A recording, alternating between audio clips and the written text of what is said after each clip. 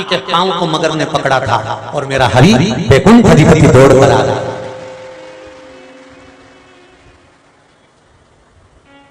और गरुण आराम से उड़ रहा था। भगवान विष्णु ने कहा गरुण जरा तेज चलो। गरुण जी कहने लगे जितनी स्पीड है पूरी गाड़ी की गियर लगा दिए हैं उसके अनुसार ही तो चलूंगा। अरे गरुण बहुत देर हो जाएगी। गरुण तू रुक। गरुण उड़ता रहा। मेरे नारायण गरुण पर खड़े हो गए। गरुण को तो बिसरा दिया, नारायण दौड़ कर पहुंच गए। ऐसे मेरे परमात्मा कोई सहज है क्या भगवान?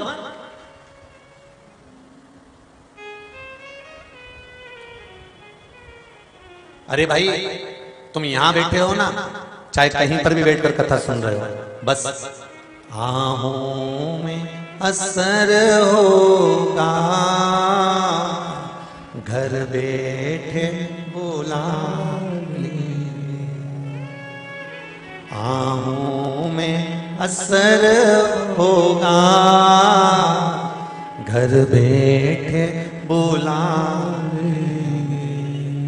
तुम कहते हो भोले हमें काशी प्यारी है। तुम कहते हो भोले हमें काशी प्यारी है। एक बार तो आ जाओ, काशी भी बना देंगे। आहों में असर होगा, घर बैठे बुला लेंगे। तुम रूठे रहो भोले, हम तुम्हें मना लेंगे। भगवान तुम कहते हो भोले हमें गंगा, जरा बोलो तो हे उत्तराखंड वालों जरा अच्छे से बोलो। तुम कहते हो भोले हमें गंगा, एक बार तो आ जाओ, गंगा भी बुला लेंगे। आहों में असर होगा, घर बैठे बुला लेंगे। अगर आपका विश्वास पक्का है, श्रद्धा पक्की है, भाव भक्ति पक्की है, तो ये भी पक्का है कि शंकर तुम्हारे दरवाजे पर खड़ा मिलेगा, ये निश्चित है।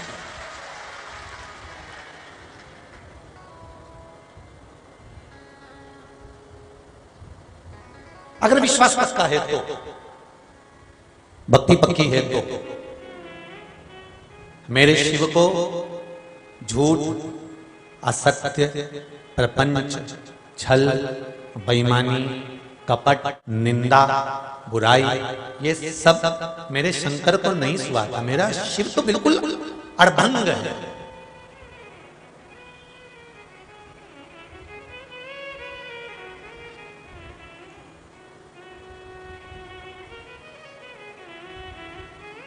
अड़भंग। और ये भक्तों का ही बल है। आज सुबह की घटना है।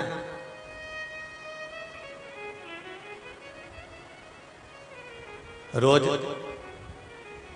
सुबह मॉर्निंग वॉक करने जाते थे तो लेट जाते थे। आज नींद 3:30 पौने 4 पर खुल गई। अब पता नहीं क्यों खुली, किस लिए खुली। ऐसा भान हो रहा था कि कोई ना कोई बात जरूर है जो 3:30 बजे रात से नींद खुली हुई। रहते रहते रहते सुबह मॉर्निंग वॉक करने निकले। आए, एक माँ दरवाजे पर खड़ी हुई थी, हाथ में उसके पानी की बोतल थी। खड़ी होकर कहती है, बड़ी अभिलाषा लेकर मैं कथा सुनने के लिए आई थी। घर के लोग मना कर रहे थे पर नियम धारण कर कर आई थी। जब तक एक बार आपके चरण ना छू लूं या आपसे मिल ना लूं या दर्शन ना कर लूं, तब तक भोजन नहीं करूंगी। और उसने इतने दिन तक भोजन नहीं करा। आज जब मिली तब उसने कहा, माने गुरुदेव आज मैं आपका मुख देख ली हूं, चरण छू ली हूं, आज मैं प्रसाद पाऊंगी, आज मुझे भोजन। बैठी होगी कहीं ना। कहीं ना कहीं बैठी होगी। कहाँ है? ये बैठी, दोनों हाथ हिला दो एक बार जरा, हर हर महादेव। वो बैठी 7 दिन आए हुए हो गए, उसको केवल एक बार चरण छूना था और 6 दिन से उसने अन्न का दाना नहीं खाया था। तभी मेरे महादेव ने रात्रि को 3:30 बजे से जगा दिया था। ये शिव, कहीं भक्ति है। बैठो माँ, बैठो, प्रणाम करो, बैठो। ये शिव कृपा, भगवान शिव की भक्ति बिना कुछ नहीं हो सकता। आपका विश्वास अगर पक्का है, भरोसा दृढ़ है, और भरोसे में अगर बल है तो ये भी पक्का है, सियोर वाला महाराज क्या, देव अधिदेव महादेव मेरा स्वयं आपके सम्मुख में हो। केवल आपकी भक्ति और विश्वास प्रबल होना चाहिए, भरोसा दृढ़ होना चाहिए।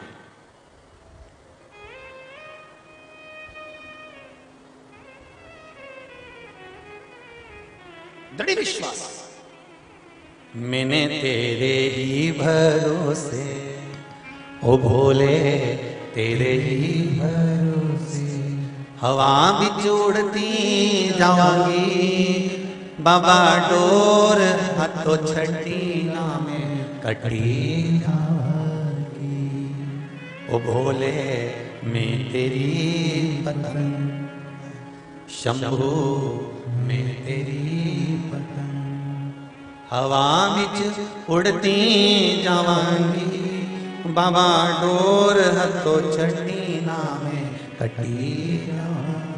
शिव की भक्ति, आप राम जी की भक्ति कर रहे हैं, आप भगवान कृष्ण की भक्ति कर रहे हैं, आप दुर्गा भवानी की भक्ति कर रहे हैं, आप गंगा मैया की भक्ति कर रहे हैं, आप शंकर की भक्ति कर रहे हैं। जिसके प्रति आपका विश्वास दृढ़ हो जाए, जिसके प्रति आपका भरोसा प्रबल हो जाए, तो समझ लेना कि वो भगवान तुम्हारे हर पल, हर घड़ी, हर क्षण साथ हो जाता है। वो देरी नहीं करता,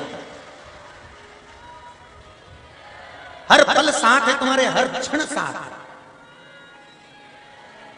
आज हमारे यजमान कह रहे थे, दिनेश जी कहे, गुरु जी खूब आनंद बरसा, 6 दिन कैसे निकल गए ये मालूम नहीं पड़ा। गुरुदेव पूरे जो मेहमान आए और जो लोग आए, सबके हृदय में आनंद निकल गए। भक्ति के वो दिन थे, सत्संग के वो दिन थे, संकीर्तन के वो दिन थे। और जब भक्ति, संकीर्तन और सत्संग के जो दिन रहते हैं, भगवान के भजन के जो दिन रहते हैं, उनके सुख देने वाले दिन रहते हैं महाराज। जीवन के सबसे अच्छे दिन वो कहते हैं ना। एक गुरुजी ने उस बहू से पूछा, बेटा तेरे ससुर की उम्र कितनी है? तो कहे 4 साल के हैं। सास कितने साल की है? तो 23 साल की है। तेरे पति की उम्र कितनी है? कल ही पैदा हुए हैं। तेरी उम्र कितनी है? 42 वर्ष की है। सास को गुस्सा आ गया, ससुर 4 साल का है, पति कल पैदा हुआ है, तो शादी किसके साथ हुई? सास ने कहा, गुरुदेव इसने अपनी उम्र सही बताई है, बाकी की सारी उम्र गलत बताई है। गुरुजी ने कहा, माँ मैंने आपकी उम्र नहीं पूछी, मैंने आपकी बहू से पूछा कौन कितने साल से शिव महापुराण से लगा हुआ है, सत्संग से लगा हुआ है। 4 साल से ससुर लगा है। पति को रोज कहती थी, चलो कथा में चलो, कथा में चलो, कथा में चलो, चलो कथा सुनने चलो, चलो कथा सुनने चलो। बस कल ही आया है, मतलब कल ही उसका जन्मदिन आया है। Happy birthday to you. कल ही उसका बर्थडे है। क्योंकि बाकी के जो दिन तुमने निकाले वो कमाने में निकाले, परिवार में निकाले, कुटुंब में निकाले, कबीले में निकाले, नाते और रिश्तों में निकाले। बाकी के जो तुम्हारे दिन गए वो सारे संबंधी रिश्तेदारों में, कुटुंब में, परिवार में, और ना जाने किस किस में तुमने ये दिन निकाल दिए। पर जो दिन तुमने ये 7 दिन शिव महापुराण को जो दिए हैं, ये आपकी उम्र के खास दिन है। ये अलग ही रहना चाहिए।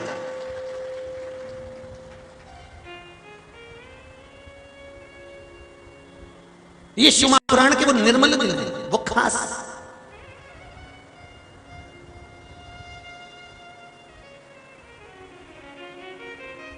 जैसे जिसके घर में शिवलिंग छोटा सा विराजमान रहता है, वहां काल, जो युवान लोग रहते हैं, जिनके या तो बच्चे गर्भ में हैं, या अधोगति में लोग मर रहे हों, या कम उम्र में लोगों की जान जा रही हो, प्राण छूट रहे हो, कोई बीमारी बड़ी घर में आ रही हो, कोई तकलीफ आ रही हो, तो छोटा सा शिवलिंग जिसके घर में होता है, और उसकी पूजन, आराधना, स्मरण। और एक बात और कहूंगा, वो शिवलिंग भी अगर आपके घर में हो तो नर्मदेश्वर हो। कौन सा शिवलिंग हो? जम के बोलो जरा। नर्मदेश्वर। नर्मदा जी के जल में से, नर्मदा के जल में से जो कंकर निकले उसका जो शिवलिंग बना होता है, वो शिवलिंग अगर हमारे घर में रहता है, किसी ने जल चढ़ाया तो ठीक, नी चढ़ाया तो ठीक, किसी ने भोग लगाया तो ठीक, नी लगाया तो ठीक, किसी ने बेलपत्र चढ़ाया तो ठीक, नी चढ़ाया तो ठीक। नर्मदेश्वर शिवलिंग किसी ने प्रतिष्ठा करी तो ठीक है, नी करी तो ठीक है, किसी ने प्राण प्रतिष्ठा करी तो ठीक है, नी करी तो भी ठीक है। क्योंकि नर्मदेश्वर जो शिवलिंग होता है, नर्मदा जी के जल से जो शिवलिंग प्रकट होता है, वो कंकर नर्मदा के जल से जो शिवलिंग सम्मुख में आता है, वो शिवलिंग एक ऐसा होता है कि इसको तुम पूछो ना पूछो, ये तुम्हारे अगर घर में रहता है तो अकाल मृत्यु आ ही नहीं सकती, भगा देगा। अकाल मृत्यु का हरण करने वाला।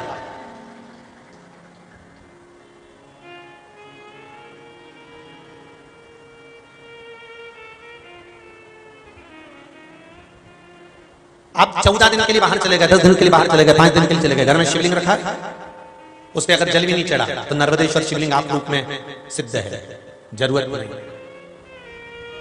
घर में हो रोज जल चढ़ाओ, नहीं हो कोई बात नहीं। घर में हो बेलपत्री है चढ़ा दो। रोज अगर बेलपत्री नहीं मिलती है, एक छोटी सी बेलपत्र को जिस पाठ को तुम करते हो, हनुमान चालीसा पढ़ते हो, राम रक्षा स्तोत्र पढ़ते हो, दुर्गा सप्तशती पढ़ते हो, गोवर्धन चालीसा पढ़ते हो, यमुनाष्टक पढ़ते हो, सर्वोत्तम जी का पाठ करते हो, राम रक्षा स्तोत्र पढ़ते हो, वेंकटेश चालीसा पढ़ते हो, संतोषी चालीसा पढ़ते हो, कुछ भी पढ़ते हो, उसमें एक बेलपत्री, उसमें सीधी की सीधी। रोज अगर बेलपत्री आपके पास में नहीं है घर में चढ़ाने के लिए, रोज कोई बेलपत्री ला नहीं सकता, आप रोज रोज पेड़ के नीचे जाकर तोड़ नहीं सकते, रोज बेलपत्री मिल नहीं सकती, तो एक चालीसा के अंदर, पाठ के अंदर जो पाठ आप करते हो, गीता जी पढ़ो, गायत्री जी पढ़ो, जो पढ़ते हो, उसमें एक बेलपत्री छुपा के रख दो और रोज उसको उठाया, जब भगवान शंकर जी की पूजन करी उसको चढ़ा दिया, चढ़ाने के बाद उसको वापिस उठाया, उठा के वापिस किताब में धर लिया।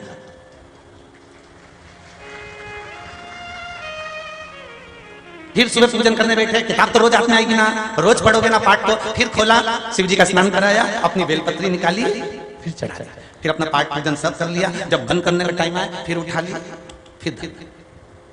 अब बोलो कोई खर्चा हो रहा है? अरे बोलो तो दीजिए, कोई खर्चा है?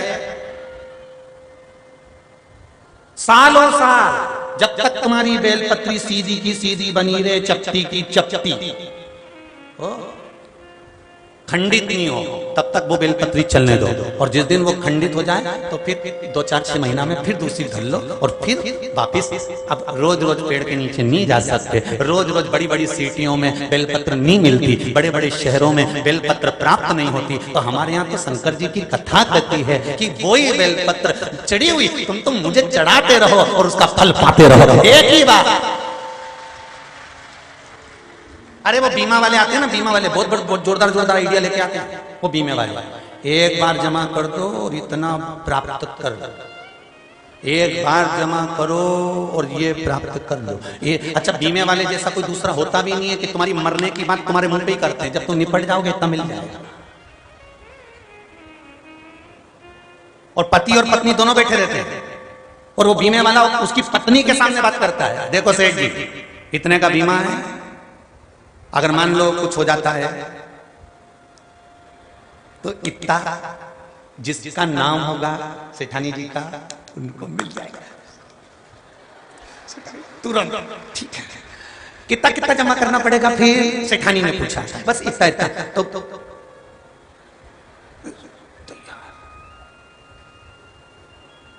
ऐसी मरने की बात अगर डायरेक्ट तुम्हारे पास कोई आके कह देना कि तुम मरोगे और तुम्हारा धन तुम्हारी पत्नी को मिलेगा, तो सेठ जी को थप्पड़ मार दे, पता मेरे मरने की बात कर। और बीमे वाला जब बोलता है कि तुम जाओगे तब इतना मिलेगा तो इनको मिलेगा, तो बड़ी प्रसन्नता की बात होती है साहब, कितनी जोरदार बात है। तो यहाँ वो बस समझाते हैं आपको कि इतना एक बार जमा कर दो और एक बार जमा करा तो उसका तुम्हारे खाते में इतना इतना आते रहेगा। उसी तरह शिव महापुराण की कथा कहती है, एक बेलपत्री तुम्हारी किताब में जमा कर लो और उसको रोज शिव को चढ़ाते रहो, प्रतिदिन तुम्हारे खाते में उसका फल प्राप्त होता रहेगा। वो फल कहीं नहीं।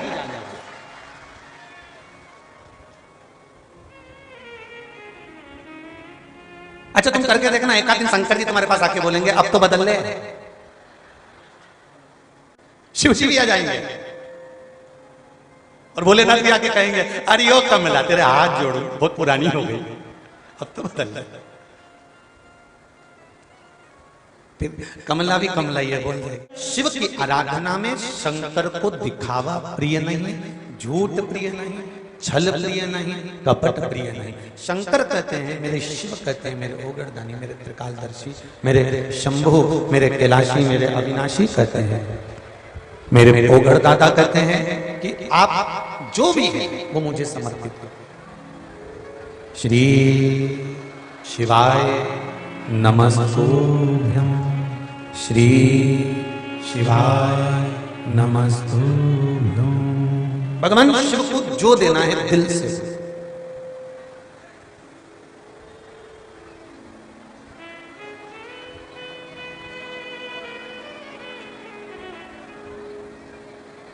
हृदय से जो करा जाए वो सुख प्रदान करता है, और जो हृदय से ना करा जाए वो दुख प्रदान करता है।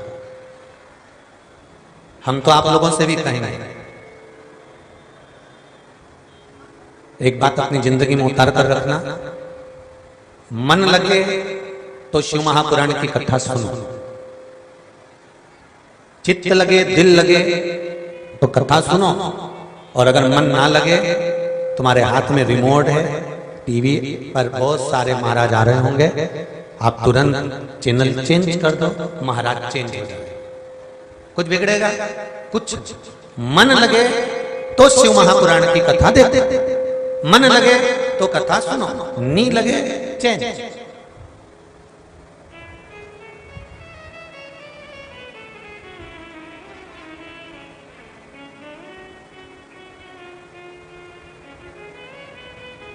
एक बात याद रखना, छोटा बच्चा मन से रोटी खाता है तो उसके शरीर को लगता है। बोलो सही है कि गलत है? छोटा बच्चा अगर रोटी खाएगा और मन से खाएगा, रोटी उठा ली और मुंह में ले ली, फिंगर बनाया, रोल बनाया, गुट्टा बनाया, मुंह में लेकर खाया, तो उसके शरीर में लगेगा।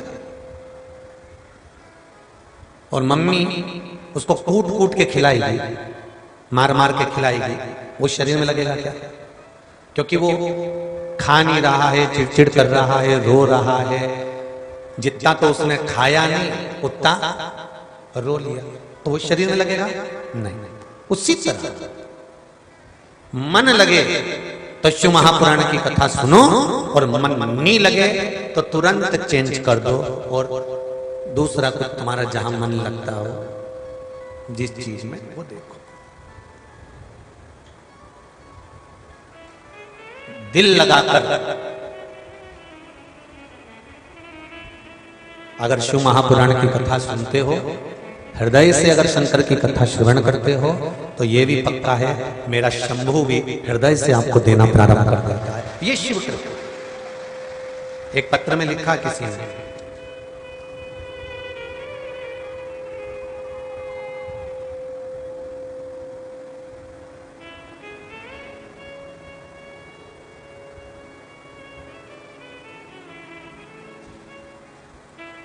पुश्ते पे लिखा है पत्र,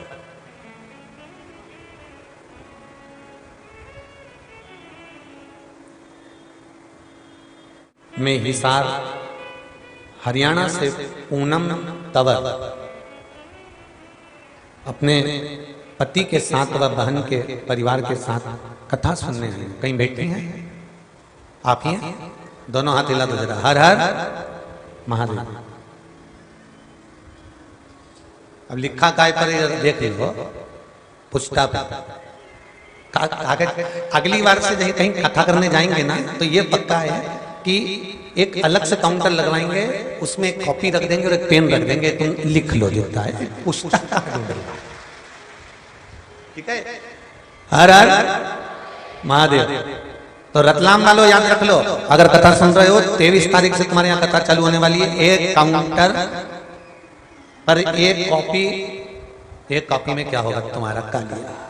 तो 4-5 कॉपी और 4-5 पेन काउंटर पे रख देना। इनको अगर कागज नहीं मिले, पुस्ता ढूंढे, कहीं पर्ची ढूंढे, कहीं 19 कोविड की पर्ची ढूंढ ले, कहीं मेडिकल की पर्ची ढूंढ ले। और तो अच्छा है तुम पाउच माउच पे लिख के नहीं रहा, पत्र लिखा है। गुरुदेव, हिसार हरियाणा से हम लोग आए हैं। पत्र बड़ा छोटा है पर दिल की बात मोटी है। नहीं, पत्र भी मोटा है जी, ऐसा नहीं। 1.5 साल से लगातार आपकी कथा सुन रहे हैं। कोई काम नहीं था, बिजनेस नहीं था, धंधा नहीं था, बड़े दुखी थे, बहुत तकलीफ में थे। 2021 में सावन के महीने में आपने बेलपत्र का दान का महत्व वर्णन किया था। वो कथा हमने सुनी थी और हमने वो बेलपत्र के दान का महत्व करना, पूजन करना प्रारंभ करा। मेरे बेटे का 2018-19 ये सब ऐसे ही निकल गए। 20 कोई धंधा नहीं, कोई व्यापार नहीं, कोई व्यवसाय नहीं, ऐसी कृपा हुई। 2019 में मेरे बेटे के साथ धोखाधड़ी हो गई, कोई कैसा दिख हो गया, सब कुछ जो भी रखा था वो भी चला गया। गुरुदेव 21 में सावन के महीने में कथा सुनी। बाबा की कृपा क्या होती है गुरुदेव, जैसे ही कथा का सावन के महीने की बेलपत्र वाला प्रयोग करा, मेरे बेटे को जो धोखाधड़ी का क्रम था वो वकील ने कह दिया आप केस जीत गए और केस प्राप्त हो गया जीत कर। दूसरा, व्यापार नहीं था क्योंकि पैसे नहीं थे। किसी एक व्यक्ति के माध्यम से कुछ धन एकत्रित हुआ और बाबा की कृपा से हमारे बेटे का व्यापार चालू हुआ और आज बाबा ने सब कुछ दे दिया 1 साल में, कोई कमी नहीं। ये पत्र है बेटो बहन, हर हर महादेव। शिव कृपा इसी को करता है।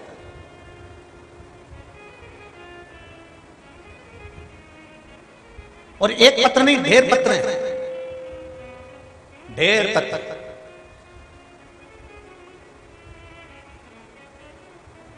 आप शिव भक्ति में अगर लगे हुए हो, शंकर के स्मरण में लगे हुए हो, शिव महापुराण का कोई भी उपाय आप कर रहे हो, दुनिया के लोग भले कहेंगे कि महाराज तो बताओ, दिन भर उपाय बताते रहते हैं, कुछ बताते रहते हैं। ये हमारे पुराणों में, हमारे शास्त्रों में, हमारे वेदों में बहुत कुछ छुपा हुआ।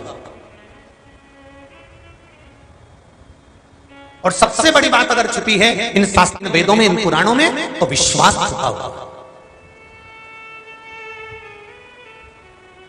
कई लोग कहते हैं ये पंचाक्षर मंत्र मूल है, ये षडाक्षर मंत्र मूल है। बताओ, वो सीहोर वाले महाराज ने श्री शिवाय नमस्तुभ्यम मंत्र शिव महापुराण का निकाल लिया, विदेश्वर संहिता का, और उसको सिद्ध बोल दिया कि इसको जपना चाहिए। भाई जपो तो पंचाक्षर जपो, षडाक्षर जपो, 12 अक्षर जपो, राम नाम जपो, कृष्ण नाम जपो, चाहे श्री शिवाय नमस्तुभ्यम जपो। जपो तो किसी भी एक मंत्र को भी अगर आप दिल से जप लोगे तो यह पक्का है वो मंत्र तुम्हारे सामने खड़ा मिलेगा। आप जपो तो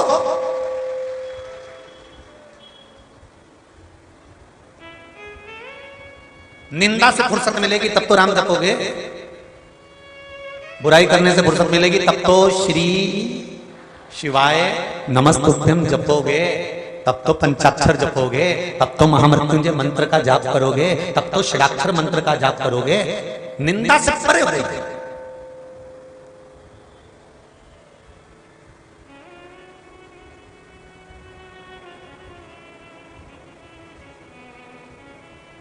अरे भाई, शिव महापुराण की कथा में यहां तक कहा गया है, अगर मारने वाला बड़ा है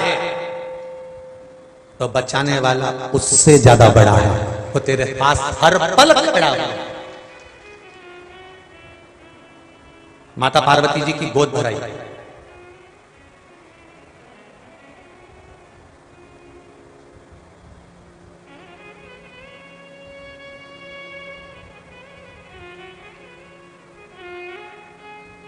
आज राजा हिमालय ने शिवजी के पास खबर करवाई कि मेरी बेटी की गोद भराई करना है, गर्भस्थ।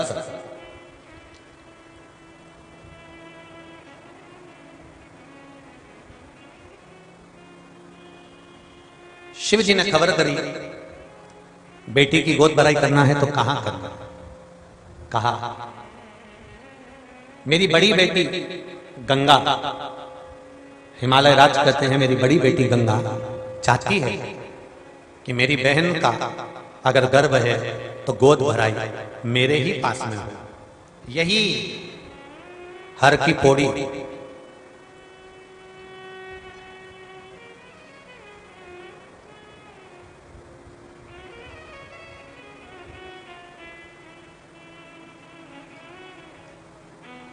जहां पर माता पार्वती जी की गोद भराई का क्रम रखा। यहां हरिद्वार में 5 घाट प्रसिद्ध हैं। कितने घाट प्रसिद्ध हैं? 5। क्यों प्रसिद्ध है? कारण क्या हुआ था इन 5 घाटों का? कहा जब भगवान शंकर की, भगवान शिव के, मेरे ओघड़दानी के घर में पार्वती जी की जब गोद भराई हो रही, उस समय पर 5 घाट पर 33 कौटी देवता इस हरिद्वार की भूमि पर खड़े हुए थे उस गोद भराई का दर्शन करने। वो 5 घाट कौन से हैं? पहला विष्णु घाट, दूसरा कुशव्रत घाट, कुशाव्रत घाट, तीसरा राम घाट, चौथा नारायणी स्तोत्र, 5वां ब्रह्मकुंड हरपौड़ी। ये 5 घाट।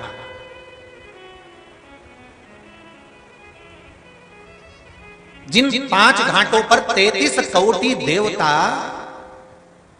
मां जगज्जननी जगदंबा माता पार्वती जी की गोद भराई का दर्शन कर रहे थे, इतने में इंद्र को ज्ञात हुआ और इंद्र ने बुलाया अग्निदेव। सभा में से अग्निदेव उठे, उनके साथ 4 देवता और उठ कर गए। इंद्र ने कहा मुझे आपसे कुछ बात करनी है। क्या बात करनी? बोलो क्या हुआ? शंकर भगवान का विवाह पार्वती जी के साथ क्यों करा गया? तारकासुर को मारने के लिए।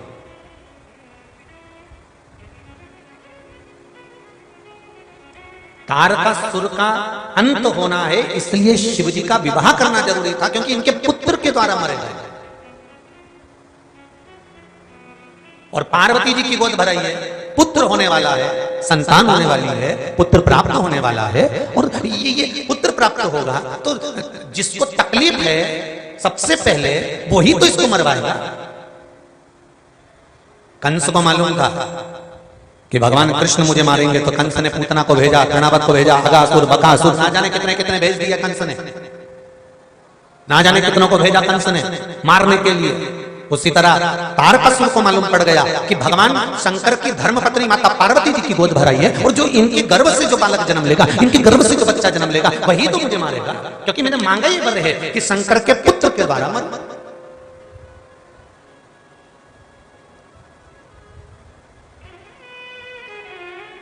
अब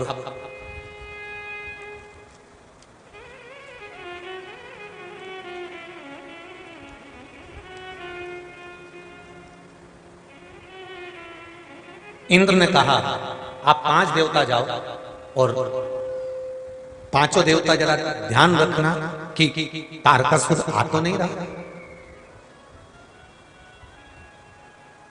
पार्वती जी के पुत्र, भगवान शंकर के पुत्र का हरण करने के लिए कहीं ये तारकासुर आ तो नहीं रहा। जरा जाकर देखो, जरा जाओ।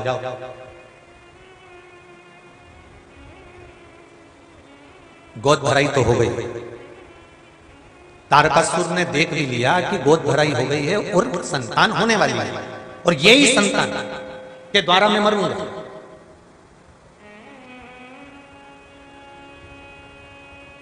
इंद्र ने फिर सभा बुलाई, और इंद्र ने सभा बुलाकर कहा एक काम करो, पार्वती जी के उदर से जिस बच्चे का जन्म होगा उस बच्चे पर तुम्हें निगाह रखना है, इसलिए 5 तुम देवता पक्षी का रूप धारण कर लो, और पक्षी बनकर तुम 5 यहां वहां चारों तरफ घूम तलाश करो। जाओ जरा।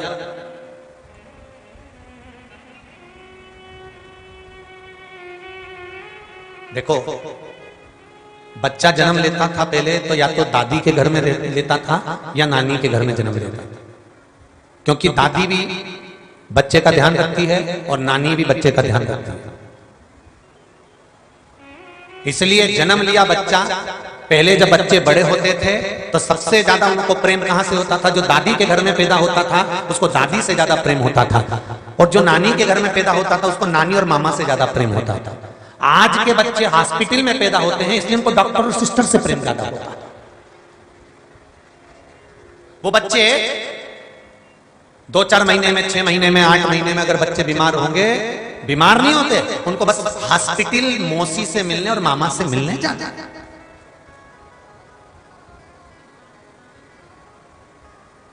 पहले के बच्चे बीमार होते थे, दादी कुछ घिस के दे देती थी, कपड़ा गर्म करके सेक देती और बच्चा ठीक। क्यों? क्योंकि दादी के घर में पैदा हुआ है तो दादी से प्रेम है, दादी का हाथ लगते ही ठीक हो जाता है। नानी के घर में पैदा हुआ है तो नानी का हाथ लगते से ठीक हो जाता है, और डॉक्टर के यहाँ पैदा हुआ है तो डॉक्टर का हाथ लगते से ठीक हो जाता है। 500 गए और ये ठीक, मौसी और मामा के यहाँ गया और ठीक हुआ।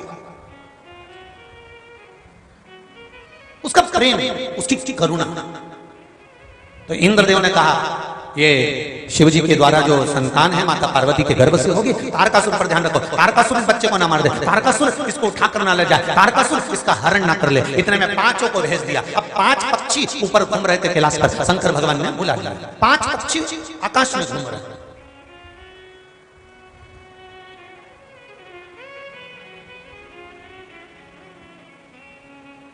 जब वो 5 पक्षी आकाश में भ्रमण कर रहे थे, शिव जी ने देखा और देखते से उन 5 पक्षियों को बुलाया, इधर आओ, इधर। क्या बात है, कौन हो तुम? तो इतने में इन्होंने कह दिया कि इंद्र ने भेजा है, पार्वती जी का संतान होने वाली है, कहीं तारकासुर इसका हरण ना कर ले, इसलिए हम इनकी सेफ्टी के लिए, हम इनकी ध्यान रखने के लिए आए। अच्छा, अब ये दोनों बात वो तारकासुर कहीं बैठकर सुन लिया तो उसने सोच लिया कि ये रक्षा करने के लिए आए। अब करा क्या जाए? मुझे इस बच्चे को उठाना है, हरण करना है, इसको मारना है जिससे मैं ना मरूं, ऐसा कुछ प्लानिंग करना है। तो करा क्या जाए? तारकासुर ने सोचा काम करता हूं कि जो निर्मला दाई है,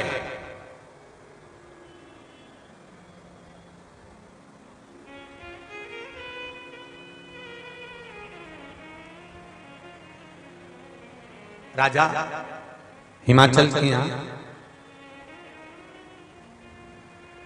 मैनावती जब पितृलोक से आई थी, मैना, धन्या और कला जब पितृलोक से आई थी, पितृलोक से आते समय जब मृत्यु लोक में पहुंची थी और सनकादि ऋषियों ने कहा था कि तुम्हारे गर्भ से 3 बेटियों का जन्म होगा और वो बेटियां तुम्हारे विश्व का कल्याण करेंगी। मैना के गर्भ से पार्वती जी हुई, धन्या सुनैना बनी जिनकी गोद में सीता जी खेली, कला कीर्ति बनी जिनकी गोद में राधा जी खेली। तब मैनावती ने कहा था कि मेरे गर्भ से अगर बच्चा जन्म लेगा, मेरे गर्भ से अगर संतान जन्म ले तो पितृलोक में, इस पितृलोक में जो सेवा करती है वो दाई बनकर मृत्यु लोक में आए, और वो मेरी जापा था। उसका नाम था निर्मला।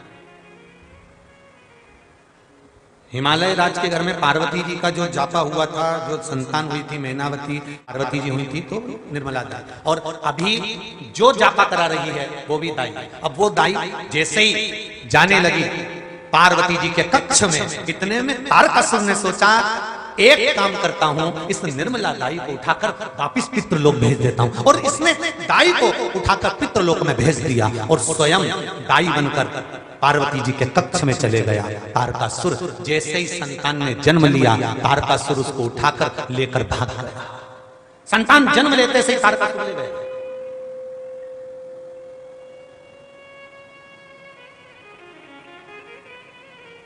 इसने कहा जन्म लिए बच्चे को मार दूंगा। तारकासुर ने सोचा मुझे कौन मारेगा। जन्म लिए बच्चे को तारकासुर ने ऊपर से जाकर जमीन पर फेंक दिया। पहाड़ पे से जैसे नीचे फेंका, नीचे अग्निदेव था, तब कर रहे थे। अग्निदेव की गोद में जाकर गिर गया। अग्निदेव ने देखा छोटा सा बच्चा है, ना जाने किसका। इतने में 4 देवताओं ने आकर कहा ये तो पार्वती जी की संतान है, कहां लेकर जाए, रो रहा है, क्या करा जाए। इतने में उस बच्चे को लेकर अग्निदेवता भागे और मां गंगा के पास पहुंचे। गंगा मैया से कहा गंगा तुम पार्वती जी की बड़ी बहन हो, तुम्हारे इस पार्वती के पुत्र को मारने के लिए तारकासुर ने बहुत सारा साम दाम दंड भेद लगा लिया है। इस बच्चे को वो मारना चाहता है। गंगा कुछ करो। गंगा ने कहा तुम चिंता मत करो, इस बच्चे को मुझे दो। गंगा ने अपनी गोद में बच्चे को लिया और लेकर गंगा उस बच्चे को देखने लगी। जैसे ही गंगा मैया बच्चे को लेकर जाने लगी, बच्चा और बिलख कर रोने लगा। जब तारकासुर के जिस फेंका था बच्चे को, वो बच्चा और बिलख कर रोया। रोते रोते गंगा जी ने उस बच्चे को देखा तो अपने जल की लहरों में दे दिया। जल की लहर में देते सही उसी समय पर जैसे लहर में दिया, बच्चा और रोने लगा। जैसे ही बच्चा और रोने लगा, तब गंगा जी ने सोचा करा क्या जाए। तब माता गंगा ने संतों की पत्नी, ऋषियों की पत्नी कृतिकाओं को बुलाया और कृतिकाओं को बुलाकर कहा, गंगा जी बोली कि आप इस बच्चे को दूध पिला दीजिए। कृतिकाओं ने कहा हम स्तनपान कराएंगे। हाँ, एक ऋषि की पत्नी का जब दुग्धपान भगवान स्कंद देव ने करना प्रारंभ करा तो ऋषि की पत्नी उसको पेट नहीं भर सकी। तब 6 पत्नियां ऋषियों की आईं और उन्होंने 6 मुख कर दिए उस बालक के और 6 मुख से दूध पिलाना प्रारंभ करा। जब कृतिकाओं ने दूध पिलाना प्रारंभ करा तो गंगा जी ने उसका नाम कार्तिकेय कर दिया। गंगा जी ने कहा कितने महीने तक षडानंद कार्तिकेय अपनी मौसी के घर में थे। गंगा जी की गोद में कार्तिकेय कितने महीने थे? जन्म के 7 महीने तक, जन्म लेने के 7 महीने तक गंगा जी की गोद में इस हर की पौड़ी पर हरिद्वार में इस मायापुरी में कार्तिकेय षडानंद मां गंगा की गोद में खेले हैं 7 महीने तक।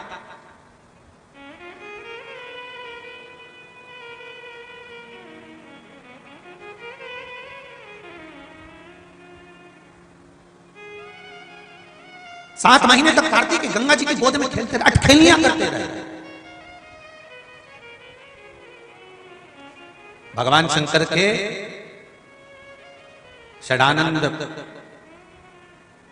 6 कार्तिकेय, 5 जया, विषहरा, श्यामली बारी, दौतली देव, कितने हो गए? 11 बच्चे तो ये गंगा जी के जल ने संभाले हैं। और आज भी शंकर भगवान के 11 बच्चे गंगा जी के जल ने संभाले हैं। और गंगोत्री से निकलकर बहने वाली वो गंगा जब कलकत्ता में जाकर सागर में मिलती है, इस बीच में जितने जितने गांव पड़ते हैं उनके बच्चे भी तो आज भी गंगा संभाल रही है।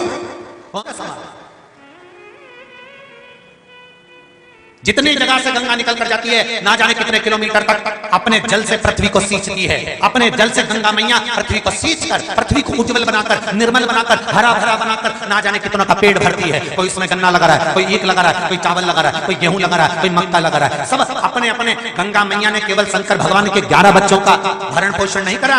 गंगा मैया जब से पृथ्वी पर विचरण कर रही है, जब से पृथ्वी पर बह रही है, ना जाने कितने कितने लोगों का आदर पोषण कर रही है, ना जाने कितने लोगों का भंडार भर रही है, ना जाने कितने लोगों को तार दे रही है, ना जाने कितने लोगों को भव से निकाल दिया पार। वो गंगा है, कोई साधारण नहीं, जिसने शिव के पुत्रों को रख लिया। क्या तुम्हारे पुत्रों को नहीं रख सकती? स्मरण होना चाहिए।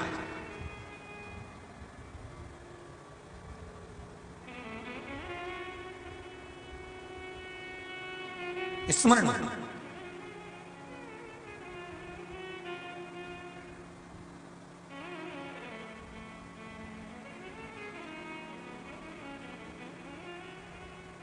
हरि खम्मा हरि ओ खम्मा हरि गंगा मां झांकी आलवे शीश पे बेना नथनी जो सो है गले में हार मोरी मां झांकी आलवे। साधारण नहीं है गंगा मां।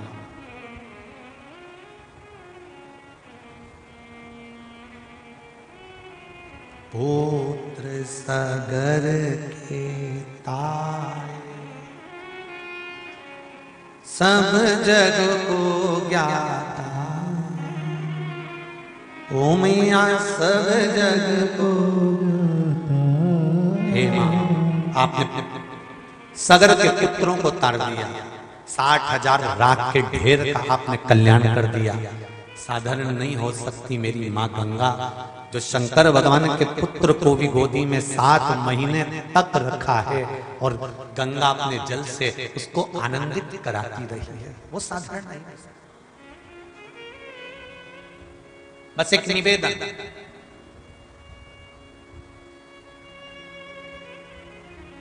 मां अपने बच्चे की गंदगी को धोने को तैयार रहती है।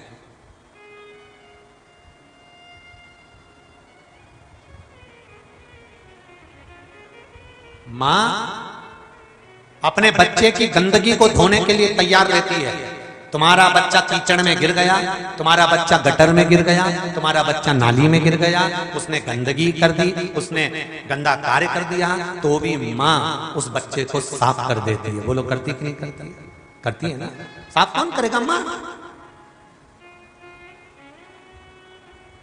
आपने कितना भी पाप करा, आपने कितनी भी बेईमानी करी हो, आपने कितना भी छल करा, आपने कितना भी कपट करा, आपने कितना भी पाप से बढ़कर भी पाप करा हो, मेरा एक निवेदन है, बच्चा कितना भी गंदा हो जाए, गटर में गिर जाए, नाली में गिर जाए, चाहे वो गंदगी कर ले, उसकी सफाई पड़ोसी कभी नहीं करता, उसकी सफाई रिश्तेदार कभी नहीं करते, उसकी साफ सफाई सगे रिश्तेदार नहीं करते, करेगी तो केवल मां या फिर बाप करेगा। उसी तरह आपने कितना भी पाप करा हो, मेरे शंकर के मंदिर में चले जाना, सब साफ कर देगा, पक्का।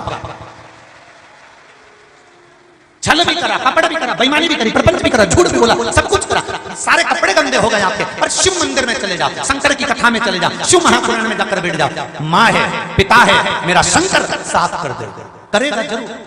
माँ अपने बच्चे को साफ कर देती है, क्लीन।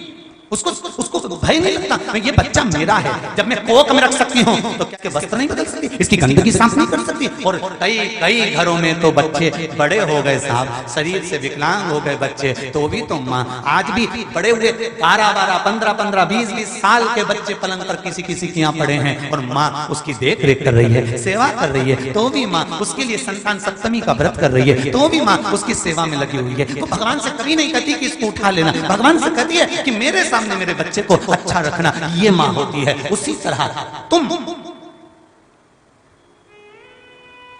परमात्मा की शरणागति जाते रहो, जीवन में दुख आएगा, तकलीफ आएगी, कष्ट आएगा, बीमारी आएगी, रोग आएगा, पर भरोसा रखना कि तुम्हारा माँ बाप तुमको सब क्लीन कर देगा, उस पर विश्वास रखना। वो साधन है, वो माता पिता साधारण नहीं।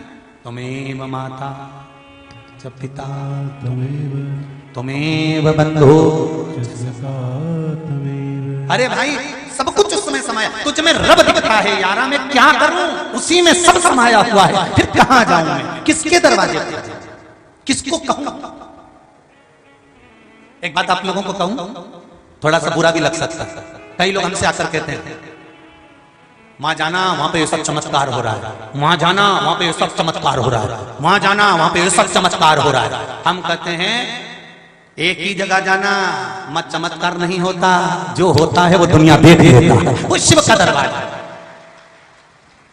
उसके पास में दिखावा नहीं होता, उसके पास में ढोंग नहीं होता, उसके पास में प्रपंच नहीं होता, उसके पास में छल नहीं होता। और आपसे भी कहेंगे, कोई आपसे कहे कि सियोर वाला महाराज मिलने के अगर कोई पैसे लेता हो, या तुमसे कहे कि सियोर वाला महाराज इस चीज के पैसे, नहीं नहीं नहीं, हमारा नियम है, शिव महापुराण की कथा वाचते हैं, जो कहना है इस व्यासपीठ से कहते हैं। ना तो सीहोर में भी जो रुद्राक्ष मिल रहे हैं, कोई उसका कोई शुल्क नहीं है, और जो आप कथा सुन रहे हो इसका भी कोई शुल्क नहीं है, दिल से आनंद लो। और हम मिलते जरा कम है, हमारी आदत नहीं है ज्यादा मिलने की, क्योंकि मिलना है उससे और किसी से मिलने की तमन्ना भी नहीं है। दिल से कहें तो एक बार तो मिल लिए, नीलकंठ से आ रहे थे तब, गाड़ी की दशा देखकर दुनिया का कोई व्यक्ति नहीं कह सकता कि इसमें कोई ना कोई नहीं निपटा हो या कोई ना कोई बेकार नहीं हो गया हो। 8:30 बजे गाड़ी का एक्सीडेंट हुआ था और 1 बजे शिव महापुराण की कथा चल रही थी, ये शिव ही कर सकता। एक बार मिल लिए नीलकंठ पर मन नहीं भराया।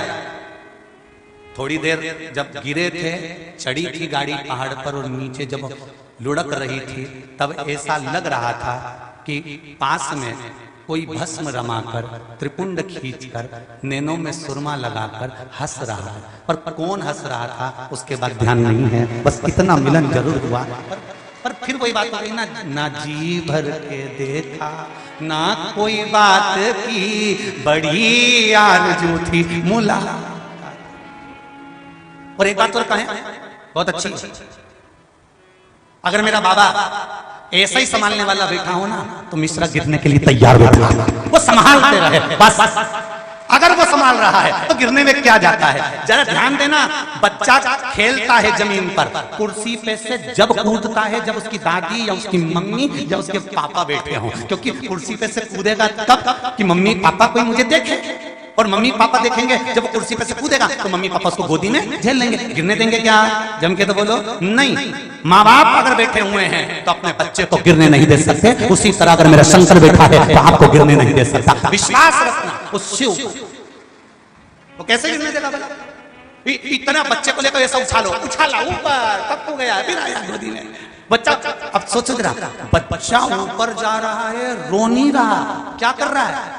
अरे बोलो जम के, हंस रहा, मुस्कुरा रहा। क्यों? क्योंकि उसको मालूम है मैं ऊपर जाऊंगा तो गोदी में लेने के लिए मेरी माँ और मेरा बाप खड़ा हुआ है, इसलिए मुस्कुरा रहा है। तो हमें भी तो इतना विश्वास होना चाहिए कि परमात्मा गोदी में लेने के लिए खड़ा हुआ है, तो उस पर भरोसा तो कर। पर तुम्हारी आदत है कहीं घूमे, कहीं माँ चमत्कार हो रहा ना, माँ ये हो रहा ना, माँ वो हो रहा, तो माँ जाके नरियल फोड़िया, तो माँ जाके अगरबत्ती लगाया, माँ चावल लेके पूछ गई, बता दो माता जी ये हो गया, पिताजी तुम बोल दो, तो दादाजी तुम बोल दो, तो कहीं ये हो रहा, कहीं वो हो रहा, कोई यूं घूमे, कोई यूं घूमे, कहीं बाल खोल के घूमे, कहीं कपाल ही नहीं होती, यूं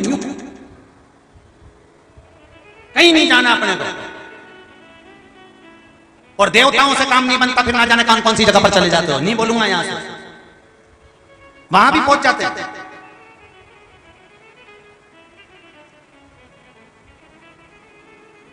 और जब सब जगह से लुट जाते हैं, खूब पैसा खर्च हो गया, तब घर में आके चुपचाप बैठ जाते हैं। अब तो भगवान को जो मंजूर होगा वो ही होगा, अब सब दूर तो कर लिया, सबका तरीका दिखा लिया, सारे काम कर लिया, जिसने बताया जैसा जैसा कर लिया, अब तो भगवान को जो मंजूर होगा वही करेंगे।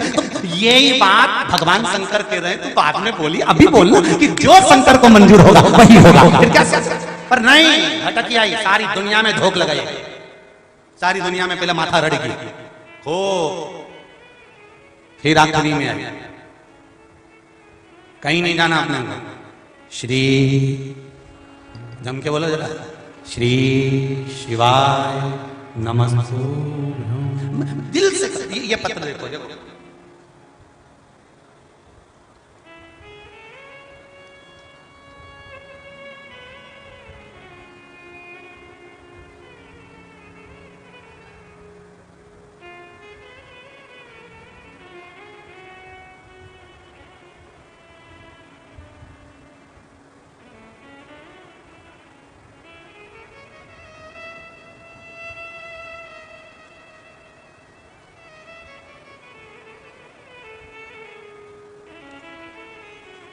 पंद्रह 4/2022 को कथा सुनी पंडाल में। कब थी? आज कौन सी है? 18। 15 को सुनी है। कथा सुनने आई थी तो बाबा से कहने आई थी कि मेरे संतान नहीं है।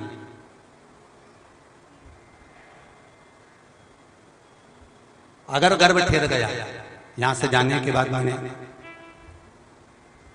गर्भ ठहर गया, जांच कराई और उसमें अगर गर्भ ठहर गया फिर धोख लगाने आऊंगी। 15 को केवल कहने आई थी और आज फिर बाबा को धोख लगाने के लिए आई हूं कि मेरा गर्भ ठहर चुका है। ये शिव भक्ति है। कहाँ है? आप ही हैं? आप ही ने लिखा? हर हर महादेव बोल दो जरा एक बार, हर हर महा। बैठ जाइए। शिव कृपा इसी को कहता है, शंकर की करुणा इसी को कहता है। अब दुनिया के लोग कहें कि भाई भगवान कहाँ है, भगवान कहाँ है, भगवान कहाँ है, हम कहीं मत जाओ, शिव महापुराण की कथा में जाके बैठ जाओ। और जो कहना है, जब शिव महापुराण की कथा में श्री शिवाय नमस्तुभ्यं मंत्र आए, गुरु जी के साथ में नहीं बोलो तो अकेले बोलो, पर इस मंत्र को शिव महापुराण में बोल लो और दिल से जो कहना है कह लो। तीसरे महीने में जब महाराज कथा कर रहा होगा वहां तुम भी पहुंच जाओगे। आने के लिए कि मेरा ये कार्य ये कथा पूरी होगी, बहुत सारे लोग रायसेन से यहाँ कथा सुनने आए, यहाँ की कथा पूरी होगी, वहां पहुंच जाएंगे रतलाम, क्योंकि जिनके बाबा कार्य करेगा रतलाम पहुंच, रतलाम से पूरी होगी तो बाबा के पास में, होशंगाबाद के पास में पहुंच जाएंगे। मन से जो कहा है वो सुना है।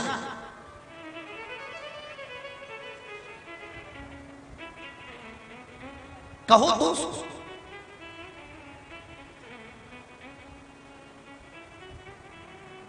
एक वो कथा, एक पत्र हो रहा है, उसमें लिखा 42 साल से भाई और बहन का झगड़ा चल रहा था प्रॉपर्टी का। कहीं बैठे होंगे, पत्र ढूंढूंगा, टाइम लग जाता है। 42 साल से झगड़ा चल रहा था भाई और बहन का, केवल प्रॉपर्टी। कहीं बैठे हो जिसने पत्र लिखा हो तो खड़े हो जाना। 42 साल से झगड़ा चल रहा था, और 42 साल से झगड़ा चलते चलते मैं आखिरी में कह के आ गया कि मैं तो जा रहा कथा सुनने के लिए, अब जो पैसे आएगी उसमें तुम निपट लेना। और उसने लिखा है, बाबा ने ऐसी कृपा कर दी, मैं कथा सुनने के लिए आया और मेरे भाई और बहन भी आ गए। ओके भैया, झंझट खत्म कर, सारा हिस्सा का बंटवारा बड़े प्रेम से कर। ये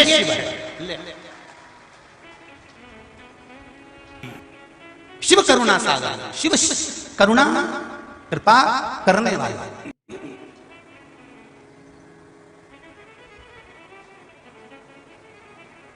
शंभो शरणे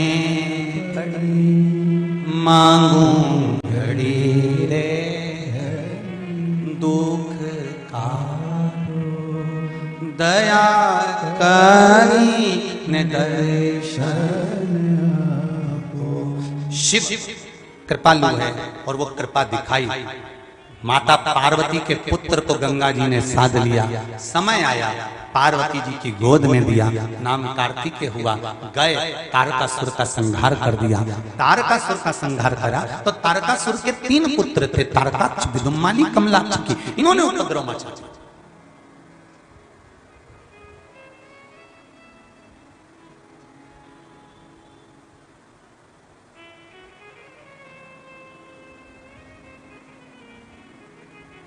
ब्रह्मा जी से वर प्राप्त करा, वर दीजिए, क्या वर?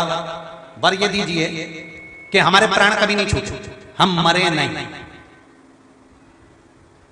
अच्छा, मरना कोई नहीं चाहता। एक छोटी सी चींटी भी चल रही हो ना, उसको पकड़ने का प्रयास करना, वो झट झट भागने का प्रयास करे। एक झिंगुर भी चल रहा हो ना, उसको पकड़ने का प्रयास करना, वो भागेगा। एक मच्छर, उसको पकड़ने का प्रयास करना, वो भी भागेगा। एक खटमल, वो भी भागेगा। माथे में रहने वाला जो, वो भी भागेगा। कीट, पतंगा, वो भी भागेगा। मछली, वो भी भागेगा। मतलब मरना कोई नहीं चाहता, कोई नहीं चाहता कि मरे।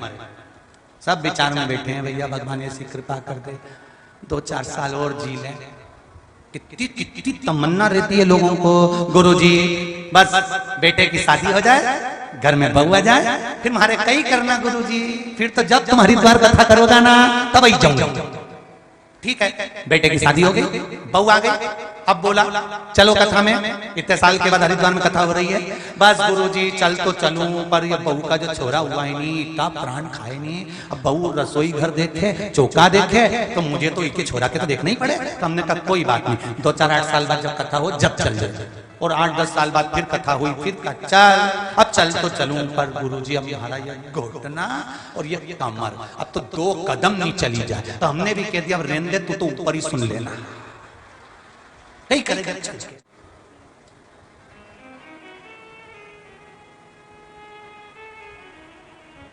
गई थी हरिद्वार,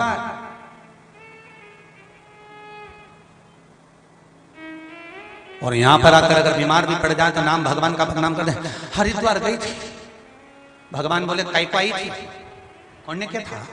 इतना माइक में चिल्ला चिल्ला के महाराज कह रहा है कि शरीर चले और तुम्हारे घर में चले, तब तक अच्छा काम करो। तब जब चिल्ला चिल्ला के बोल रहा है, इसके बाद भी नहीं सुने तो कहीं करे अच्छा शरीर ना।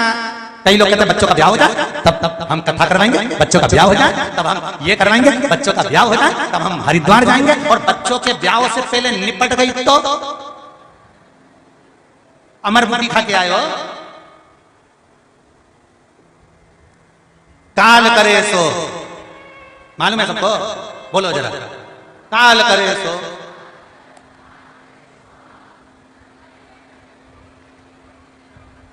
हाँ सही, पर उल्टे चलते हैं। आज करे सो कल कर, कल करे सो परसों, इतनी जल्दी क्या पड़ी है, बहुत सारे हैं बरसों। कहा आराम से करो। जब शरीर साथ देना बंद कर दिया तब केदारनाथ जी की याद आ रही, मुझे जाना है। तो क्या ऊपर कैसे चढ़ेगी? घोड़े मिल जाएंगे, खच्चर, हाँ 92 किलो का शरीर, घोड़े पे बैठ गए, सामान अलग रख लिया, एसी बैठी, घोड़ा भी मन में सोच रहा काय को आ गई, घर पे से दर्शन कर लेती, नेट पे सर्च करके ब्रह्म क्यों आई।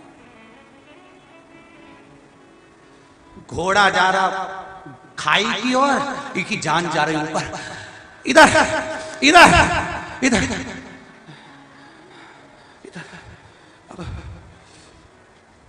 ए जी, हाँ अच्छा सब ढकी ढकाई बैठी, तो ठंडा लग रही।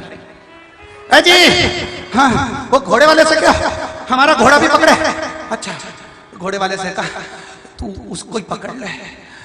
पति ने कहा मेरे घोड़े का कुछ नहीं बिगड़ेगा, क्योंकि मैं तो दुबला पता था, घोड़े की जान उधर ही जा रही है।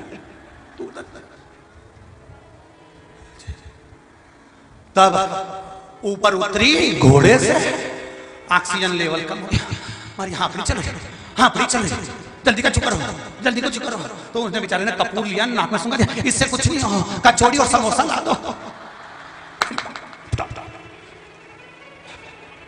कचौड़ी समोसा खा के तब जीवड़ा में जान आई। अब क्या कहे, पति ने कहा मंदिर तक चल चल रेंदो में, तो यही रेस्टोरेंट में अच्छी, थोड़ी देर बाद चाउमीन खा लूंगी और पानी बतासा, फिर नीचे चल चलूंगी, जाके ऐसे डॉक्टर को दिखा के ठीक हो जाऊंगी। तुम दर्शन करिया, मैं तुम्हारा पांव पड़ लूंगी, मैं ऐसे तुम जा। शंकर जी बोले अरे ओ कमला, काय आगे चढ़ गए। फिर कहे शरीर अच्छा है, शरीर चल रहा है, तुम्हारी घर में चल रही है, कर लो शिव भजन, करो भगवान का भजन, कुछ भी नहीं घटेगा, नाम जपते जाओ, स्मरण करते जाओ, मन चित्त वृत्ति लगा लो। आप दिल से उसको पुकारो, वो दिल से सुनता है। अगर भजन किया है तो उसका फल मिलेगा। शकुनी मामा की धर्म पत्नी आरशी, शकुनी की धर्म पत्नी का नाम था आरशी देवी। क्या नाम है? जम के बोलो जरा। आरशी देवी, सी नहीं शी, आरशी देवी, जिसने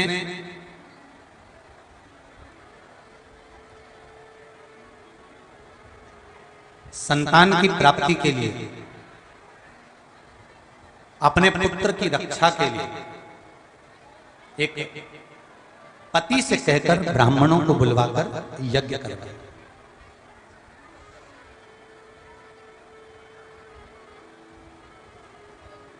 अब एक जरा ध्यान देना, यज्ञ, भजन, कीर्तन, स्मरण, दान, पुण्य अच्छे के लिए भी होता है और बुरे के लिए भी होता है। बहुत ध्यान देना महाराज जी।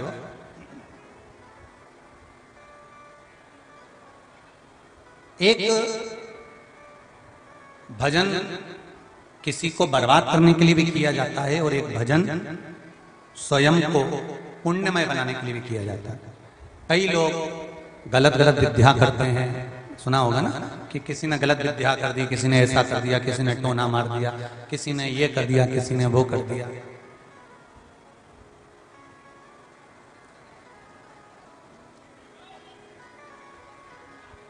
मतलब किसी को बर्बाद करने के लिए, किसी को नष्ट करने के लिए, किसी को नीचा करने के लिए कई लोग पूजन करते हैं, अनुष्ठान करते हैं, कहीं कुछ करते हैं, कहीं कुछ करते हैं। और एक भजन, एक स्मरण, एक दान, एक पुण्य, एक मंत्र जाप, एक माला जाप, भगवान की भक्ति एक स्वयं के लिए होती है। और आपसे भी निवेदन है कि ज्यादा से ज्यादा समय भजन में अगर लगाओ तो दूसरों के लिए नहीं कि उसका नष्ट हो जाए, वो बर्बाद हो जाए, उसके साथ ऐसा हो जाए, नहीं नहीं नहीं। आप तो बाबा से कहना, बाबा बस इतनी कृपा करना कि एक लोटा जल अगर मैं आप पर चढ़ा रही हूं तो मेरे परिवार को, मेरे कुटुंब को, मेरे समाज, परिवार, कुटुंब और जहां मैं निवास करती हूं, नगर, क्षेत्र, मोहल्ला और हमारा संपूर्ण सनातन धर्म सुखी बना रहे, ऐसी कृपा करना। शिव से मांगो तो सब सुख मांगो, बुरा नहीं।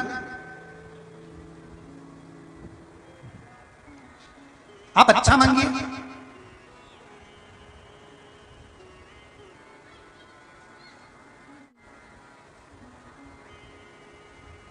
एक प्रश्न किसी बहन ने लिखा है कि अगर शंकर जी के मंदिर में कोई पूजन कर रहा है, शिव मंदिर में अगर कोई जल चढ़ा रहा हो, पूजन कर रहा हो, और हम वहां जाकर काली तिल चढ़ाना है हमको आज, या हमको मूंग चढ़ाना है या चावल चढ़ाना है, और कोई पूजन कर रहा है, अभिषेक कर रहा है, जल चढ़ा, तो हम चढ़ा सकते हैं कि नहीं चढ़ा सकते? वो अपना काम कर रहा है, तुम अपना काम करो ना।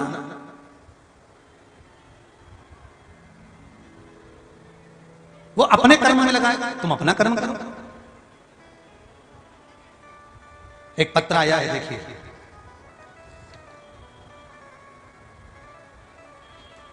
मेरा नाम राकेश देवी है, मैं नोएडा सेक्टर 122 में रहती हूं। कहीं बैठी हैं आप ही हैं पीछे जो खड़ी हैं? दोनों हाथ हिला दो, गेट के पास में जो है, दोनों हाथ हिला दो। आपने लिखा है, माता जी मेरा नाम राकेश देवी है, मैं नोएडा सेक्टर 122 में रहती हूं। कई समय से कैंसर की बीमारी है। गुरुदेव, आपका शुक्ल पक्ष की अष्टमी का उपाय मैं कर रही हूं। डॉक्टर ने तो कितनी बार ऑपरेशन का बोल दिया, पर बाबा की कृपा से मैं उपाय कर रही हूं, तो मुझे उस उपाय को करते करते कई साल हो रहा है, और बाबा की ऐसी कृपा है कि मुझे ऑपरेशन की जरूरत नहीं पड़ रही और मैं बिल्कुल ठीक हूं अभी वर्तमान में। ये शिव कृपा। बैठ जाओ माता जी, बैठ जाओ। हर हर महादेव। ये शिव कृपा।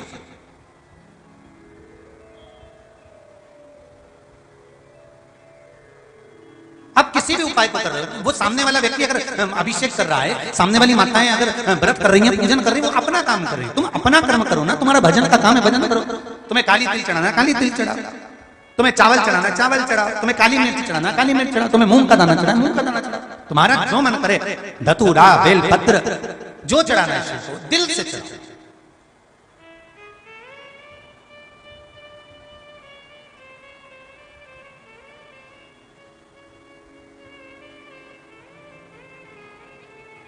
फिर किसी ने एक प्रश्न लिखा, छोटे छोटे प्रश्न हैं। गुरुजी,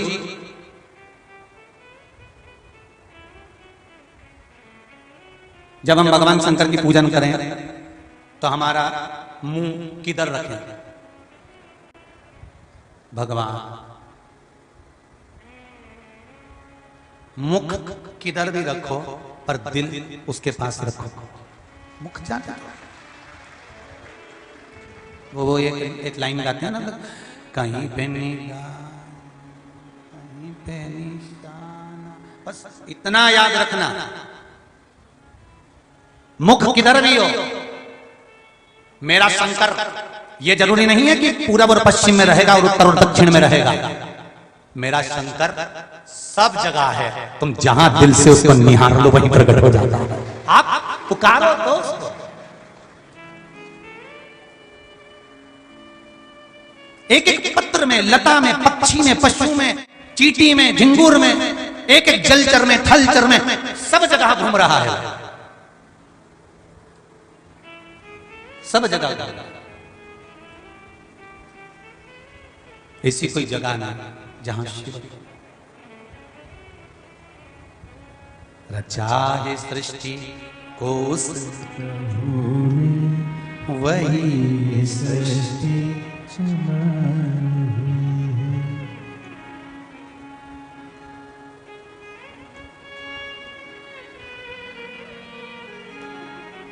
जो पेड़ हमने लगाया पहले, उसी का फल अब हम पा रहे हैं। जैसा करोगे वैसा भरो।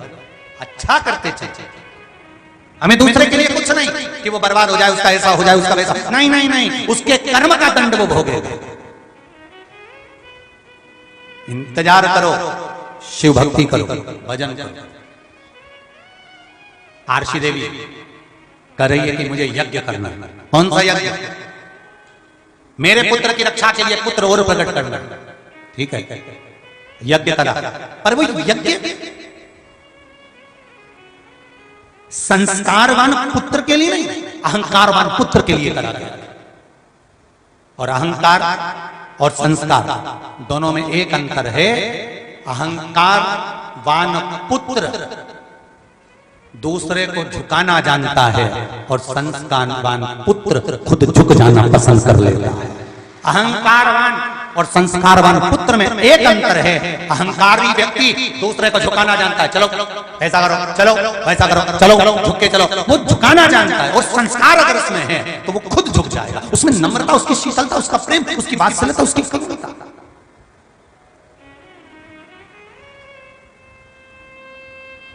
कितनी नम्रता मेरे शंकर जी में, जरा देखो तो सही।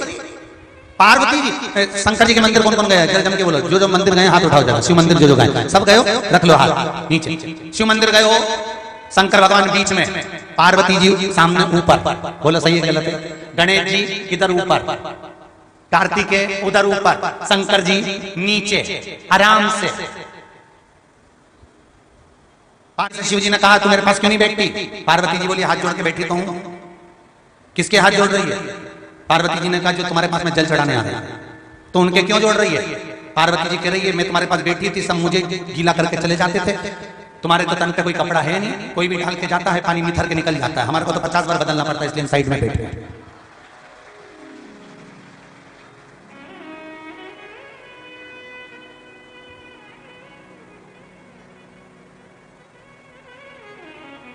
हमें शिव जी ने कहा तू ऊपर बैठ जा, गणेश जी तुम ऊपर बैठ जाओ, कार्तिकेय तुम ऊपर बैठ जाओ, शंकर जी नीचे। अहंकारी झुकाना जानता है और संस्कार झुकना जानता है। और मेरा शिव हर जगह पर झुककर चलता है, उसको मतलब ही नहीं, झुका हुआ है आनंद में। आओ एक लोटा जल चढ़ाकर चले।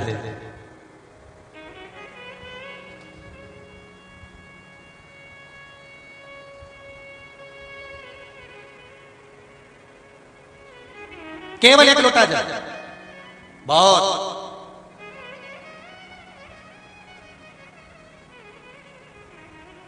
एक ये मां बैठी हुई हैं, राकेश देवी जी, नोएडा सेक्टर 122 से खड़ी होंगी आप, वापिस खड़ी हो जाओ। एक बात कहना चाहेंगे आज आपको,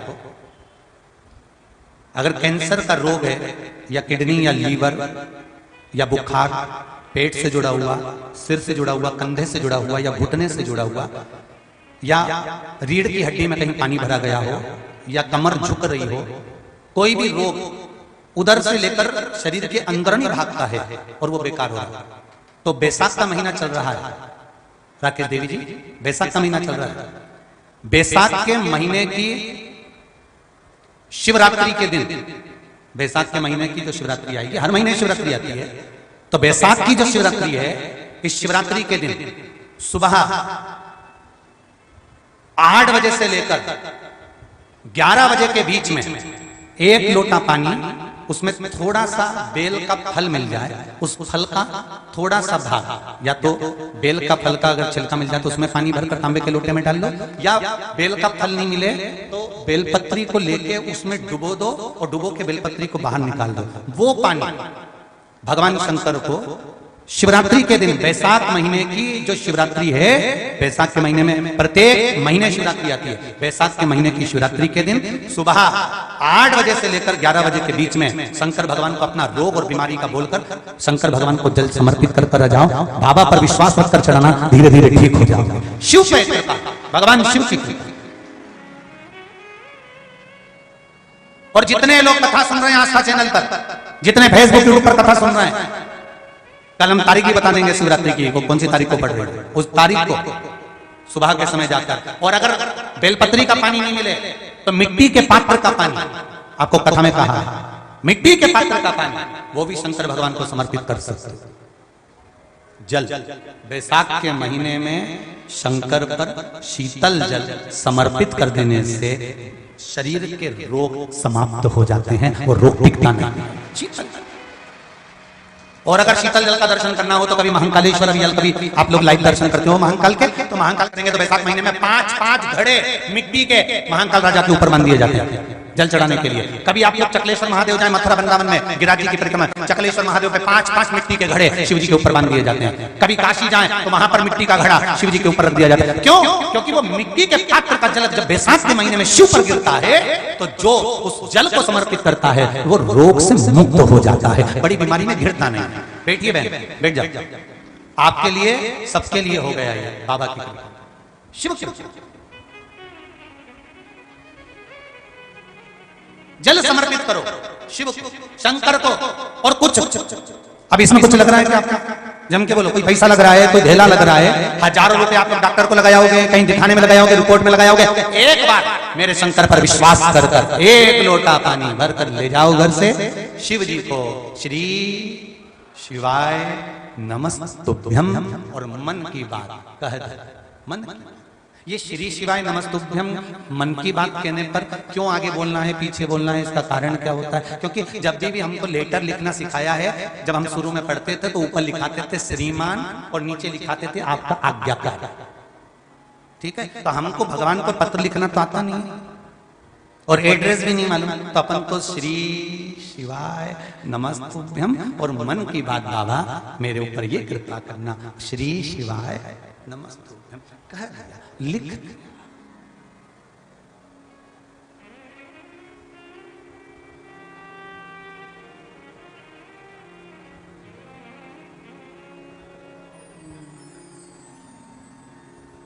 वो कहते हैं ना, भोले बाबा का नाम हजार, किसे लिखूं कंको पतरी, मेरे शंभू का नाम हजार, कैसे लिखूं कंको पतरी।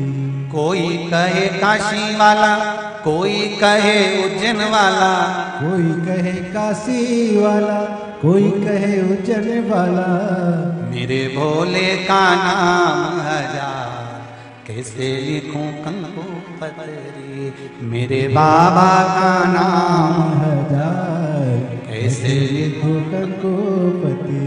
आरसी देवी ने यज्ञ किया, पर वो यज्ञ ठीक नहीं है। उसने अपने लिए पुत्र मांगा और वो पुत्र जो देवताओं के हित के लिए कार्य ना करे, अहित के लिए थे। और हुआ बेटा जिसका नाम था बृकासुर। बृकासुर हुआ, बड़ा हुआ, पूछ लिया एक दिन देवऋषि नारद से, मैं कौन से देवता का भजन करूं जिससे मुझे फल मिले ज्यादा। देवऋषि नारद तो सीधे साधे थे, सरल थे। उन्होंने कह दिया, भैया एक काम कर, शंकर जी जैसा कोई सीधा नहीं मिलेगा, बस उन्हीं पर जल चढ़ा, उन्हीं का पूजन कर, उन्हीं की आराधना कर। शिव जी की आराधना करी, शंकर प्रसन्न नहीं हुए, प्रकट नहीं हुए। आप दूसरों के लिए नुकसान के लिए, दूसरों के अहित करने के लिए अगर कोई पूजन कर रहे हो, दूसरों को बर्बाद करने के लिए अगर कोई अनुष्ठान करवा रहे हो, दूसरों को बर्बाद करने के लिए कोई टोना टोटवा कर रहे हो, तो ये शिव महापुराण की कथा कहती है कि वो तो बर्बाद बाद में होगा, उससे पहले तुम बर्बाद हो जाओ। ये पक्का। दूसरों को बर्बाद करने के लिए अगर जरा सी भी नींबू मिर्ची और हरा धना भी डालते हो क्या, चटनी, अभी तो नींबू भी भारी है। दूसरों को बर्बाद करने के लिए अगर तुम अनुष्ठान कर रहे हो, दूसरों को बर्बाद करने के लिए पूजन कर रहे हो, दूसरों को बर्बाद करने के लिए तुम कुछ अनुष्ठान पूजन टोना टोटका कुछ कर रहे हो, तो याद रखना वो बर्बाद बाद में होगा, पहले आप बर्बाद हो जाओगे। इसलिए शिव महापुराण में इतने सालों से आप कथा सुन रहे हो, किसी भी जगह पर इस व्यासपीठ से ये नहीं बोला गया कि किसी का नुकसान हो। इस व्यासपीठ से बोला गया, अगर आपको ये तकलीफ है तो ये कर लो, आपको ये हो रहा है तो आप ये कर लो, अगर आपको कष्ट है तो ये कर लो। हमें दूसरे को क्यों नुकसान पहुंचाना, दूसरे को क्यों कष्ट देना, दूसरे को क्यों बुरा करना।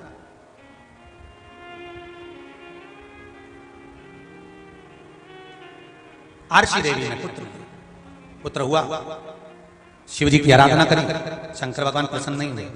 जो दूसरे को बर्बाद करने के लिए प्रसन्न करता है, शिव कभी प्रसन्न नहीं होता। आप खुद के लिए करो ना बाबा, मेरी ये तमन्ना है बाबा, मेरे को ये चाहिए बाबा। दादा की गोद में बैठो तो खुद मांगो ना, खुद।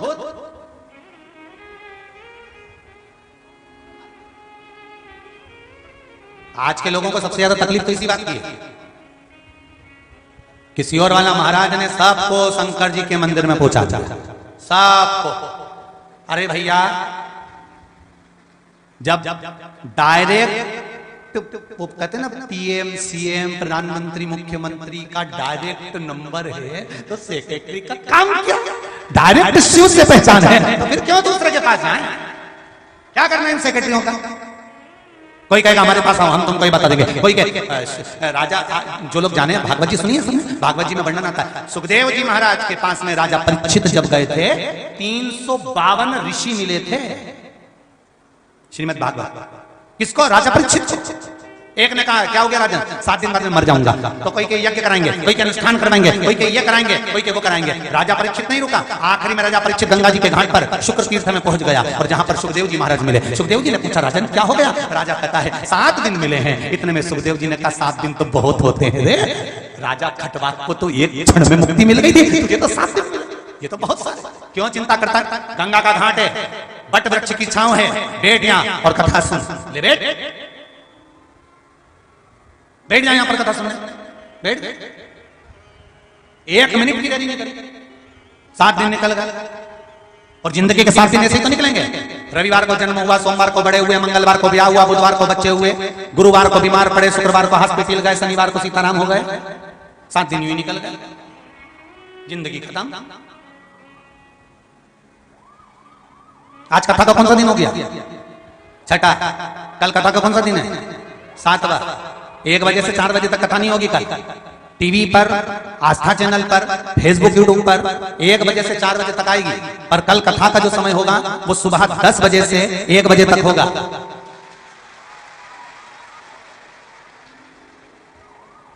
और जिन्होंने 7 दिन की कथा नहीं सुनी है वो कल की कथा जरूर सुन लेना। 7 दिन की कथा का पूरा पुण्य फल उसके खाते में मिल जाएगा। 7 दिन का एक।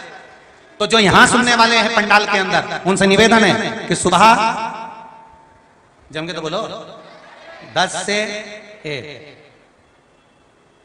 और फिर टीवी पे 1 बजे से 4 बजे। यहां जो सुने 10 बजे से 1 बजे तक सुने।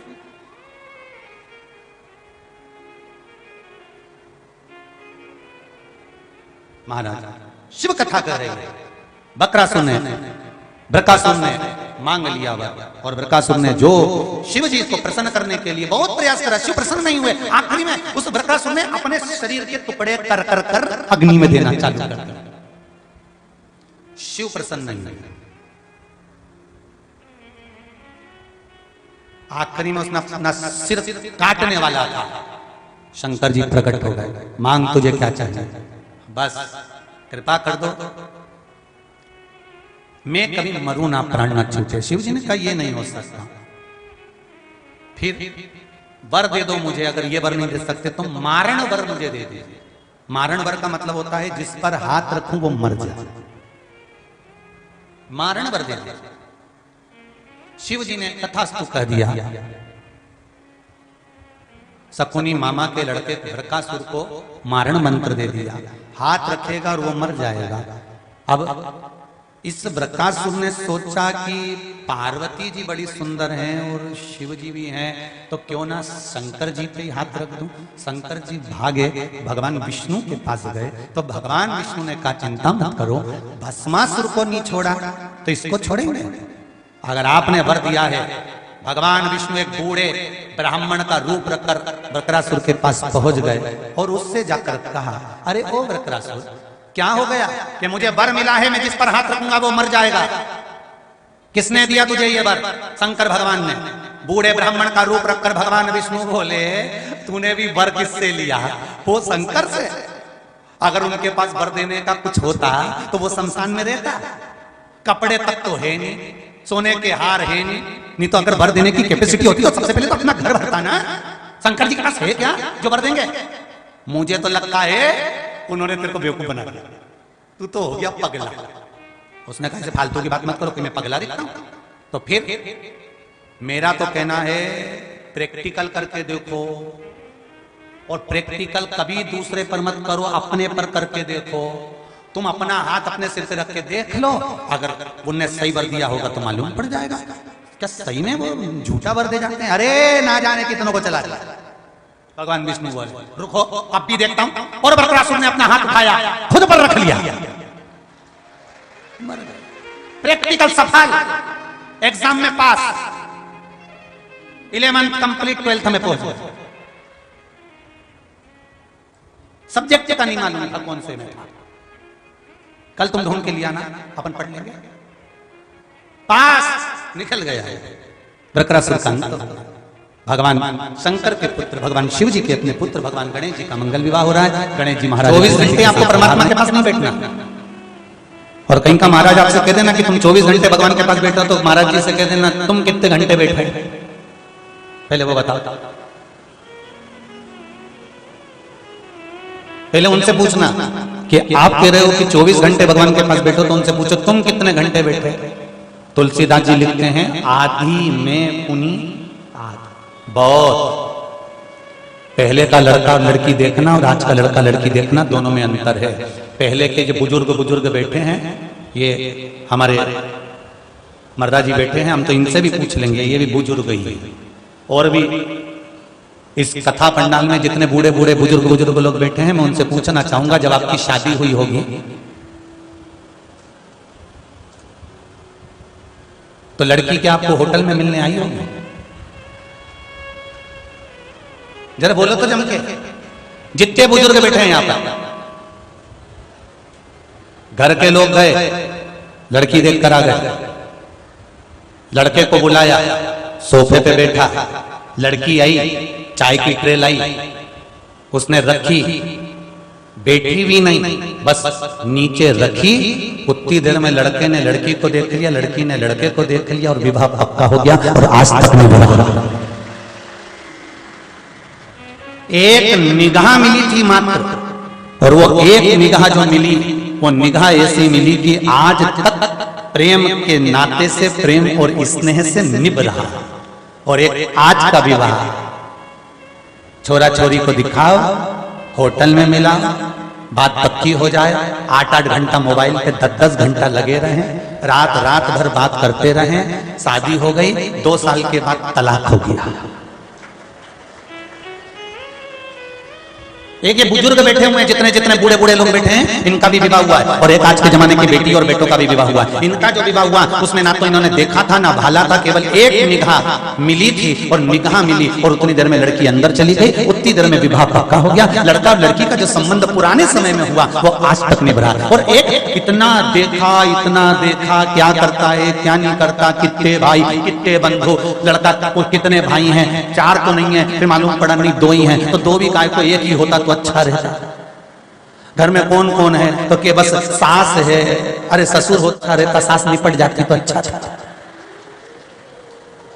कितना देखा, इतना देखने के बाद भी देखा कि वो व्यापार करता है कि वो बिजनेस करता है कि वो सर्विस करता है, तो मालूम पड़ा बिजनेस वाला है। अरे बिजनेस वाले से क्या करना, लड़की को काम ही काम करना पड़ेगा, सर्विस क्लास लाई।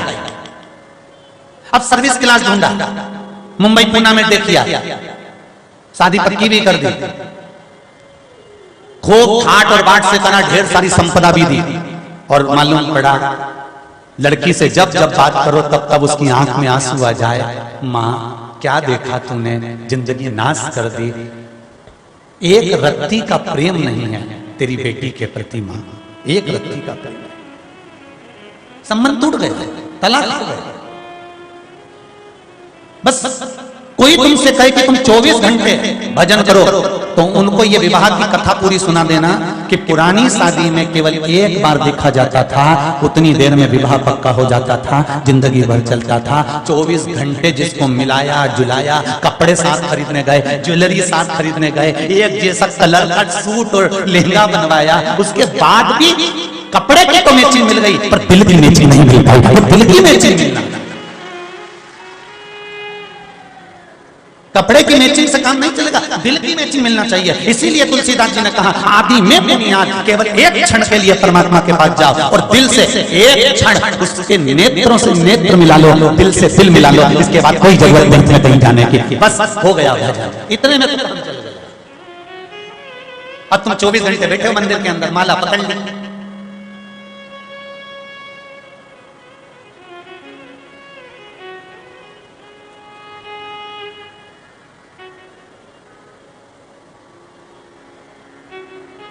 अरे उधर से झाड़ू लगाती जा। हाँ मैं पानी पड़ा, वहां भी पोछा लगा देना इधर से। और सुन, वो डब्बा रखा वहां से उठा लेना। अब 24 घंटे का भजन देखिए ऐसी होगा, 24 घंटे। और एक क्षण का भजन कैसा होता है? एक क्षण का भजन, एक लोटा पानी भरा, शिव जी के मंदिर गए, डाला, स्पर्श करा, गले मिले और दिल से कह दिया कैसे हो शंभू, ध्यान रखना मेरा, और चल दिया, बस हो गया, हो गया। उसने आपको देख लिया और आपने उसको देख लिया। ये दिल की प्रीति है।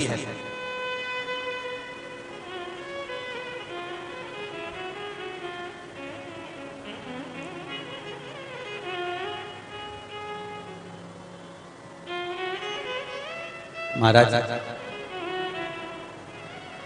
ना जी भर के देखा, ना कोई बात की, बड़ी आरज़ू थी मुलाकात की। जिससे कम बात होती है ना, उससे बात करने का मन करता है। हरिद्वार रोज रोज आते रहोगे तो कहीं घूमने नहीं जाओगे। हरिद्वार पहली बार आयोगे ना तो मन करेगा मनसा देवी भी चले जाऊं, चंडी देवी भी चले जाऊं, दक्षेश्वर महादेवी चले जाऊं, नीलकंठ भी चले जाऊं, ऋषिकेश भी चले जाऊं, जितना घूम सकता हूं सब घूम लो, जितना देख सकता हूं देख लो। और दूसरी बार फिर अपने परिवार वाले के साथ आ गए तो तुम क्या होगे? तुम कर आओ दर्शन, मैंने तो कर चुका। तीसरी बार आओगे तो फिर कह दोगे एक ही तो बात है, गंगा जी का पानी भी तो नल में ही आ रहा है। अच्छा तुम सोचते तो हो महाराज कहां से लेके आता है कथा। चौथी बार आओगे ना तो फिर तुम कहोगे बहुत धूप पड़ रही है भैया, मैं तो शाम को निकलूंगा। और सुन, ड्राइवर लगा देता हूं, तू चली जा, तू हो जा, मेरे से बार बार मत कह, काम करूं कि जाऊं। तो अब जिससे कम मिलना होता है, थोड़ी देर का, एक क्षण का मिलना होता है, वो ध्यान बहुत रखता है, बहुत। कथा देखना हो ना तो ये देख सकते हो, दक्ष प्रजापति की सभा लगी थी, सारे देवता बैठे थे, शंकर भगवान भी आकर बैठे, सबने प्रणाम करा, शिव जी ने प्रणाम नहीं करा। दक्ष प्रजापति को ये दिख गया, जितने लोग प्रणाम कर रहे थे वो नहीं दिखे, जिसने प्रणाम नहीं करा वो दिख गया। बस ये फायदा है, कैसे भी दृष्टि तो पड़ना चाहिए ना। ये जितने फूफा होते हैं ना, फूफा, जीजा, बहनोई, दामाद, ये शादी ब्याहों में थोड़े से जो बड़े बड़े फंक्शन होते हैं, इसमें मुंह क्यों फूलाता है? कारण क्या? बोलो जरा जम के बोलो, कारण क्या? उनका कारण केवल एक ही है कि परिवार को ये बताना चाहते हैं कि हम दामाद है, दामाद का मतलब हम दमदार है, हम जमाई, जमाई का मतलब यम के भाई, हम बेनोई, हम बेमतलब के नहीं है, ठीक है, ये दिखाना चाहते हैं। तो जिससे सारे परिवार की दृष्टि इन पे पड़ जाए कि ये साहब नहीं साहब, ये जमाई साहब है नहीं साहब, ये बहनोई साहब है नहीं साहब, ये फूफा है नहीं साहब, ये है। तो इनकी अपनी एक बात होना चाहिए कि हमारी ईमानदारी दिखना चाहिए। उसी तरह भगवान शंकर 33 कोटि देवता बैठे थे, पर शंकर भगवान ने उठ के प्रणाम नहीं करा। शंकर भगवान ये देखना चाहते थे कि मेरा ससुर मुझे देख रहा है कि नहीं देख रहा। इनको ये ज्ञात होना चाहिए कि दामाद भी इस सभा में बैठा हुआ है, और इन्होंने सबको प्रणाम किया, सबको राम राम करी, सबको जय श्री कृष्ण करी, सबको हरि हरि बोली, और मैं बैठा हुआ था और मुझसे कुछ नहीं बोला। तो इन्होंने कहा जब इनने नहीं बोला तो अपन भी नहीं बोले, और ये चुपचाप बैठे रहिए। इनने ना तो हूं बोली ना हाँ बोली, चुपचाप बैठे अपना व्हाट्सएप चला। अब बुरा तो लगेगा।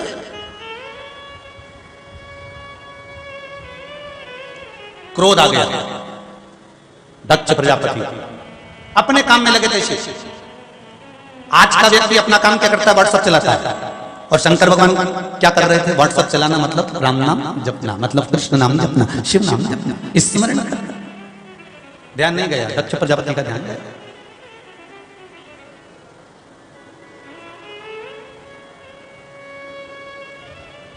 क्रोध आ गया, श्राप दे दिया। शिव, मैं तुम्हें श्राप देता हूं कि तुम शमशान का निवास करोगे। शंकर भगवान खुश हो गए, मेरे ससुर ने बहुत जोरदार गिफ्ट दिया है, इनके बराबर संसार में कोई नहीं दे सकता। जितना अच्छा ससुर सोचता है उतना अच्छा कोई नहीं सोच सकता। शंकर भगवान ने जैसे ही भगवान शिव के ससुर दक्ष प्रजापति ने कहा तुम्हें श्राप देता हूं कि तुम शमशान का निवास करोगे, शिव उठ गए और उठ के डमरू बजाकर नाचने लगे। भगवान विष्णु ने पूछा आप क्यों नाच रहे हो? शंकर भगवान बोले मेरे ससुर जैसा दुनिया में किसी का ससुर नहीं होगा। मेरा कितना सोचा, मुझे प्लाट भी दिलाया मकान बनाने के लिए, तो ऐसी जगह दिलाया जहां कोई कब्जा ही नहीं करे। अब संसार में कौन कब्जा करने जाएगा? शंभो शरणे पड़ी मांगू घड़ी ले घड़ी, दुख कारो दया करी निदर्शन। शिव जी ने सोच लिया दक्ष प्रजापति से अपन को ज्यादा बात नहीं करना। दक्ष प्रजापति ने श्राप दे दिया, शंकर भगवान ने एक शब्द नहीं बोला, क्योंकि शिव जानते थे कि इनसे बोलकर करेंगे क्या।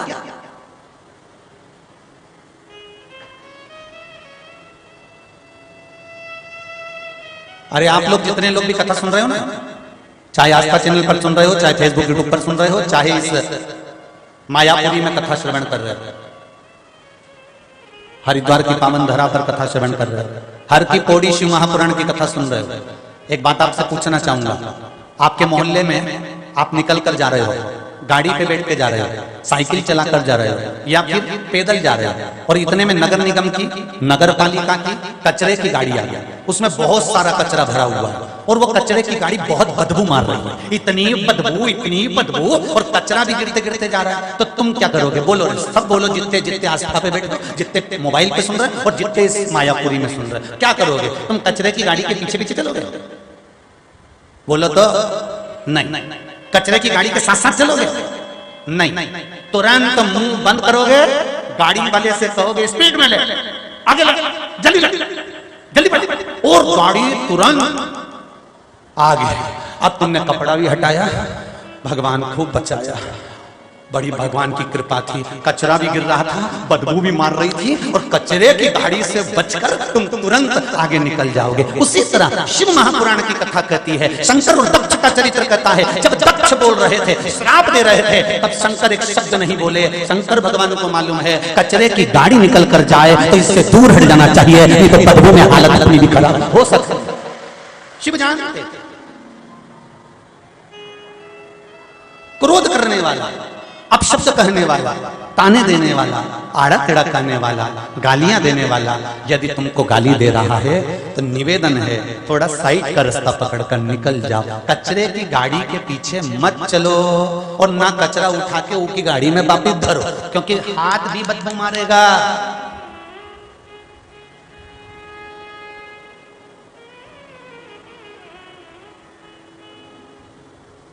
ये संसार कोयला को टुकड़ो, दाग लगे दामन में, नर तू मत पड़ रे उलझन में। क्यों पड़ता है?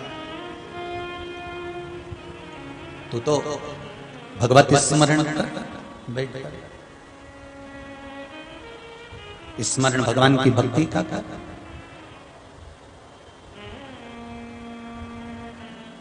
उसकी भक्ति में झूमो, उसकी भक्ति में डूबो।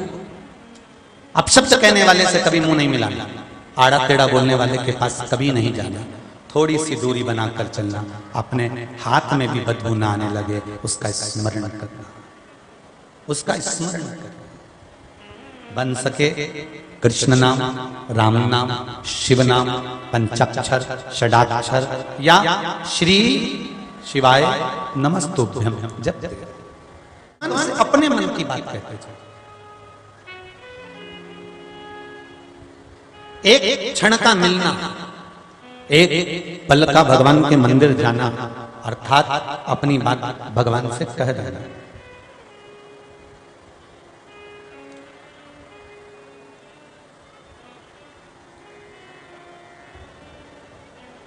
भगवान ने अगर हमको पैदा करा है, जन्म दिया है, तो कुछ अच्छा करने के लिए दिया।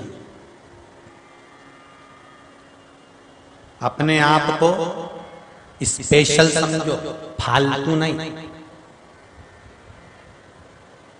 कलकत्ता में कहा था ना कि फालतू का सामान जब तुम अपनी अलमारी में नहीं रखती, घर में नहीं रखती, तो भगवान अपनी सृष्टि में, पृथ्वी पर तुम फालतू रखेगा क्या?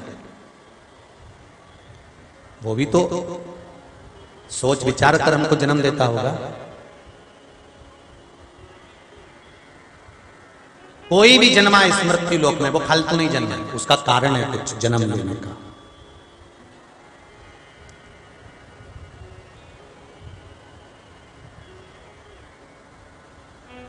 एक वो जन्म लिया था। एक बार दक्ष प्रजापति ने जब शंकर भगवान को देखा और कहा कि तुम्हें मैं श्राप देता हूं, तुम शमशान में निवास करोगे, तुम शमशान में रहो।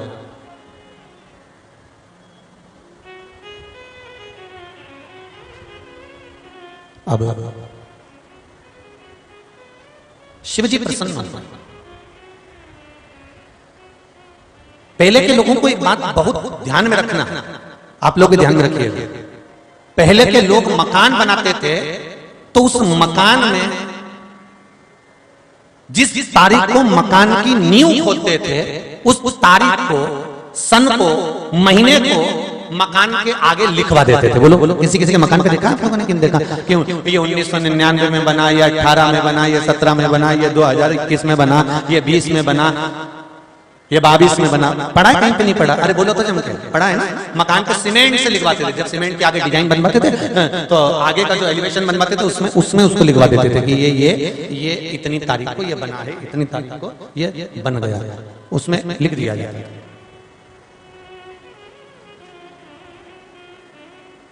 मेरे भोलेनाथ शिव जी ने भी अपने मन पर वो तारीख लिखी जब दक्ष प्रजापति ने श्राप दिया शंकर भगवान को शमशान में रहने का।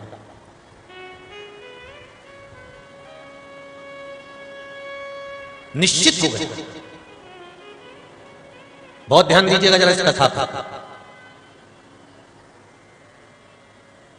सावधानी से जरा ध्यान रखना। तारीख, तिथि, दिन निश्चित हो गई कि इतनी तारीख को इतनी तारीख को इतनी तिथि में ये निश्चित हो चुका है।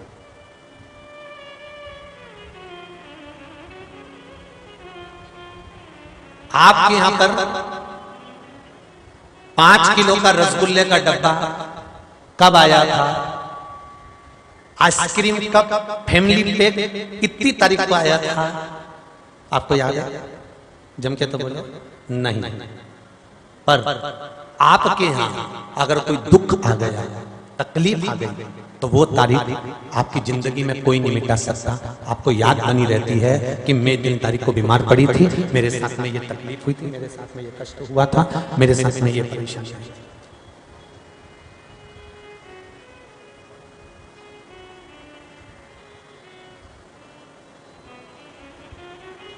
शिव जी ने वो तारीख लिख ली। ये उसी में कहा एक महाराज जी चतुर्मास करने पधारे और महाराज जी चतुर्मास करने आए तो प्रवचन दे रहे थे। प्रवचन देते देते उनको 4 महीने हो गए थे। 4 महीने होने के बाद वो जाने लगे। उनको गांव के लोग स्टेशन छोड़ने के लिए, और गांव के लोग जब स्टेशन छोड़ने के लिए गए तो गांव के लोगों ने महाराज जी से कहा, महाराज जी अब आप जा रहे हो, जाते जाते थोड़ी सी ज्ञान की बातें और बता जा। महाराज जी को आ गया गुस्सा। महाराज जी ने कहा, तुम सब पगले हो, मूर्ख हो, गधे हो,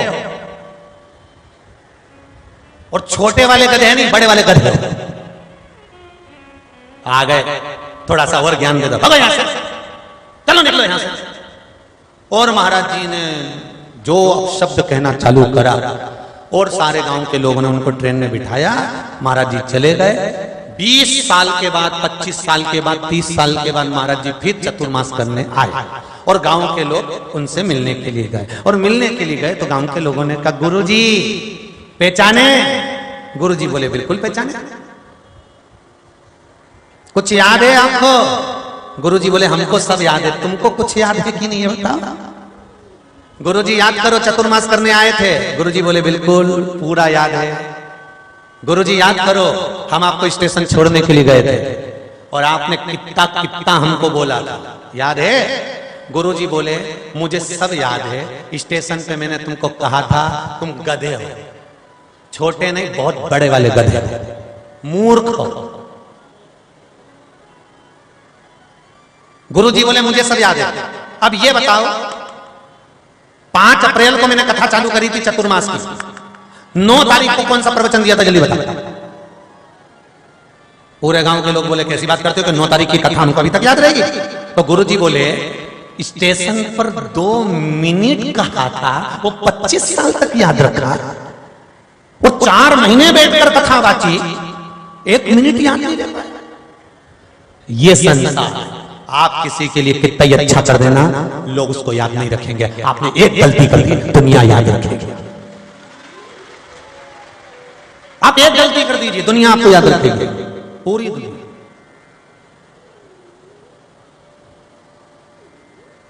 अच्छा करने वाले का कोई इसमें, अरे अगर तुमने किसी को 5-10 हजार 50 हजार दे भी दिए ना, तो बाद में लोग कहेंगे, हाँ इतना तो आ रहा है, 5-10 हजार लुटा दिए तो कौन सा गलत कर दिया। और ये तो अपने परिवार वाले, कुटुंब वाले, खाया तो अपने परिवार वालों ने। अब बोलने वाले ऐसा बोलेंगे, जब और देते रहे देते रहे देते रहे देते रहे और एक बार नहीं दिया, फिर देखो, बताओ जरा विचार करो।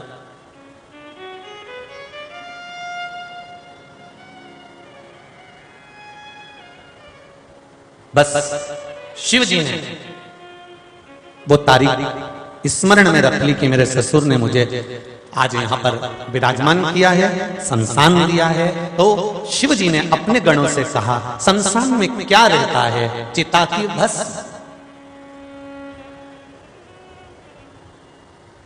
शमशान में क्या चिता की भस्म? शिव जी ने कहा, एक काम करता हूं, पूरे समय तो मैं शमशान में नहीं रह सकता, कैलाश पर रहूंगा, पर सुनो, बिना चिता के भस्म के एक दिन भी नहीं रह सकता। यह पक्का कहता हूं, बिना चिता भस्म के एक दिन भी नहीं रह सकता।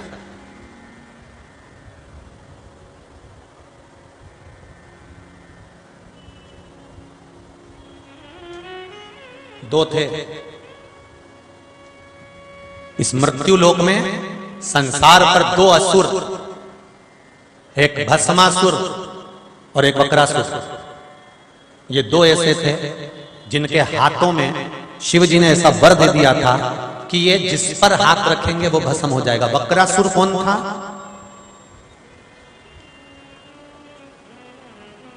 दुर्योधन के मामा का लड़का, नाम याद है? कौन सा मामा? दुर्योधन के मामा का लड़का। क्या नाम था दुर्योधन के मामा का? है शकुनी। बहुत अच्छे से याद है तुम लोगों को।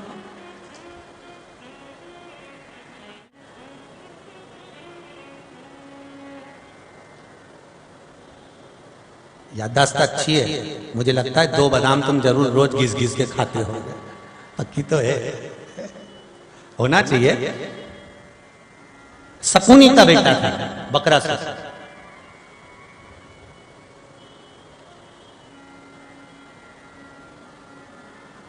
और दूसरा भस्मासुर। दोनों में अंतर क्या है?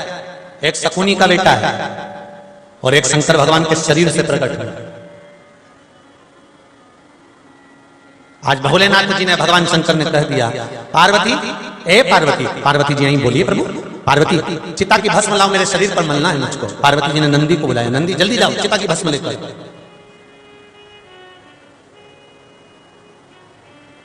नंदी गए और नंदी दौड़ कर गए। नंदी को आने में समय लग गया। तो पार्वती जी ने पूछा, क्यों रे नंदी, तू तो इतना लेट आ रहा है, इतनी देर में आ रहा है, तूने तो इतना समय लगा दिया भस्म लाने में। तो इतने में नंदी बोले, कोई मरे जले तब तो लाऊं। अब चिता की भस्म कोई साधारण है, जब कोई मरेगा जलेगा तब तो भस्म आएगी। गरुड़ पुराण में एक बात बड़ी सुंदर लिखी है, जरा स्मरण रहे आपके और हमारे। ब्रह्म वैवर्त पुराण में भी बड़ी सुंदर बात लिखी है।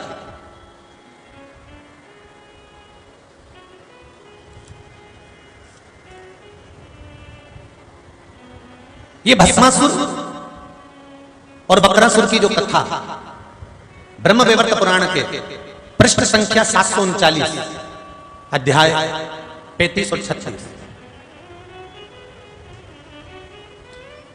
अगर किसी के मन में आए कि गुरु जी कहां से बोल रहे हैं तो आप पढ़ सकते हो, स्मरण कर सकते हो।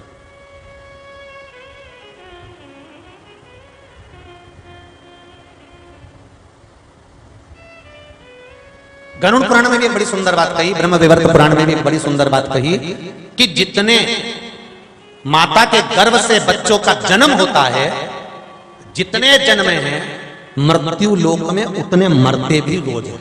ध्यान दीजिएगा, जन्म और मरण का जो लेवल है, जो पलड़ा है, ये बराबर रखा जाता है।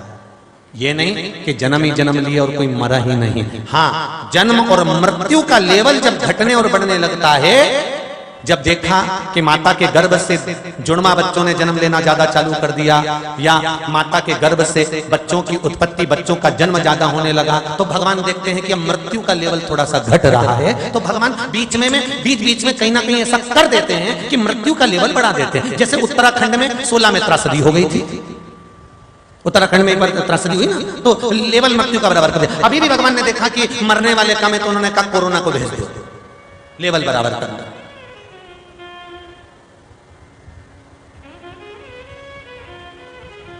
और जैसे ही कोरोना बीमारी आई, लोगों ने मरना चालू करा, ऊपर बहुत सारा कोटा इकट्ठा हो गया।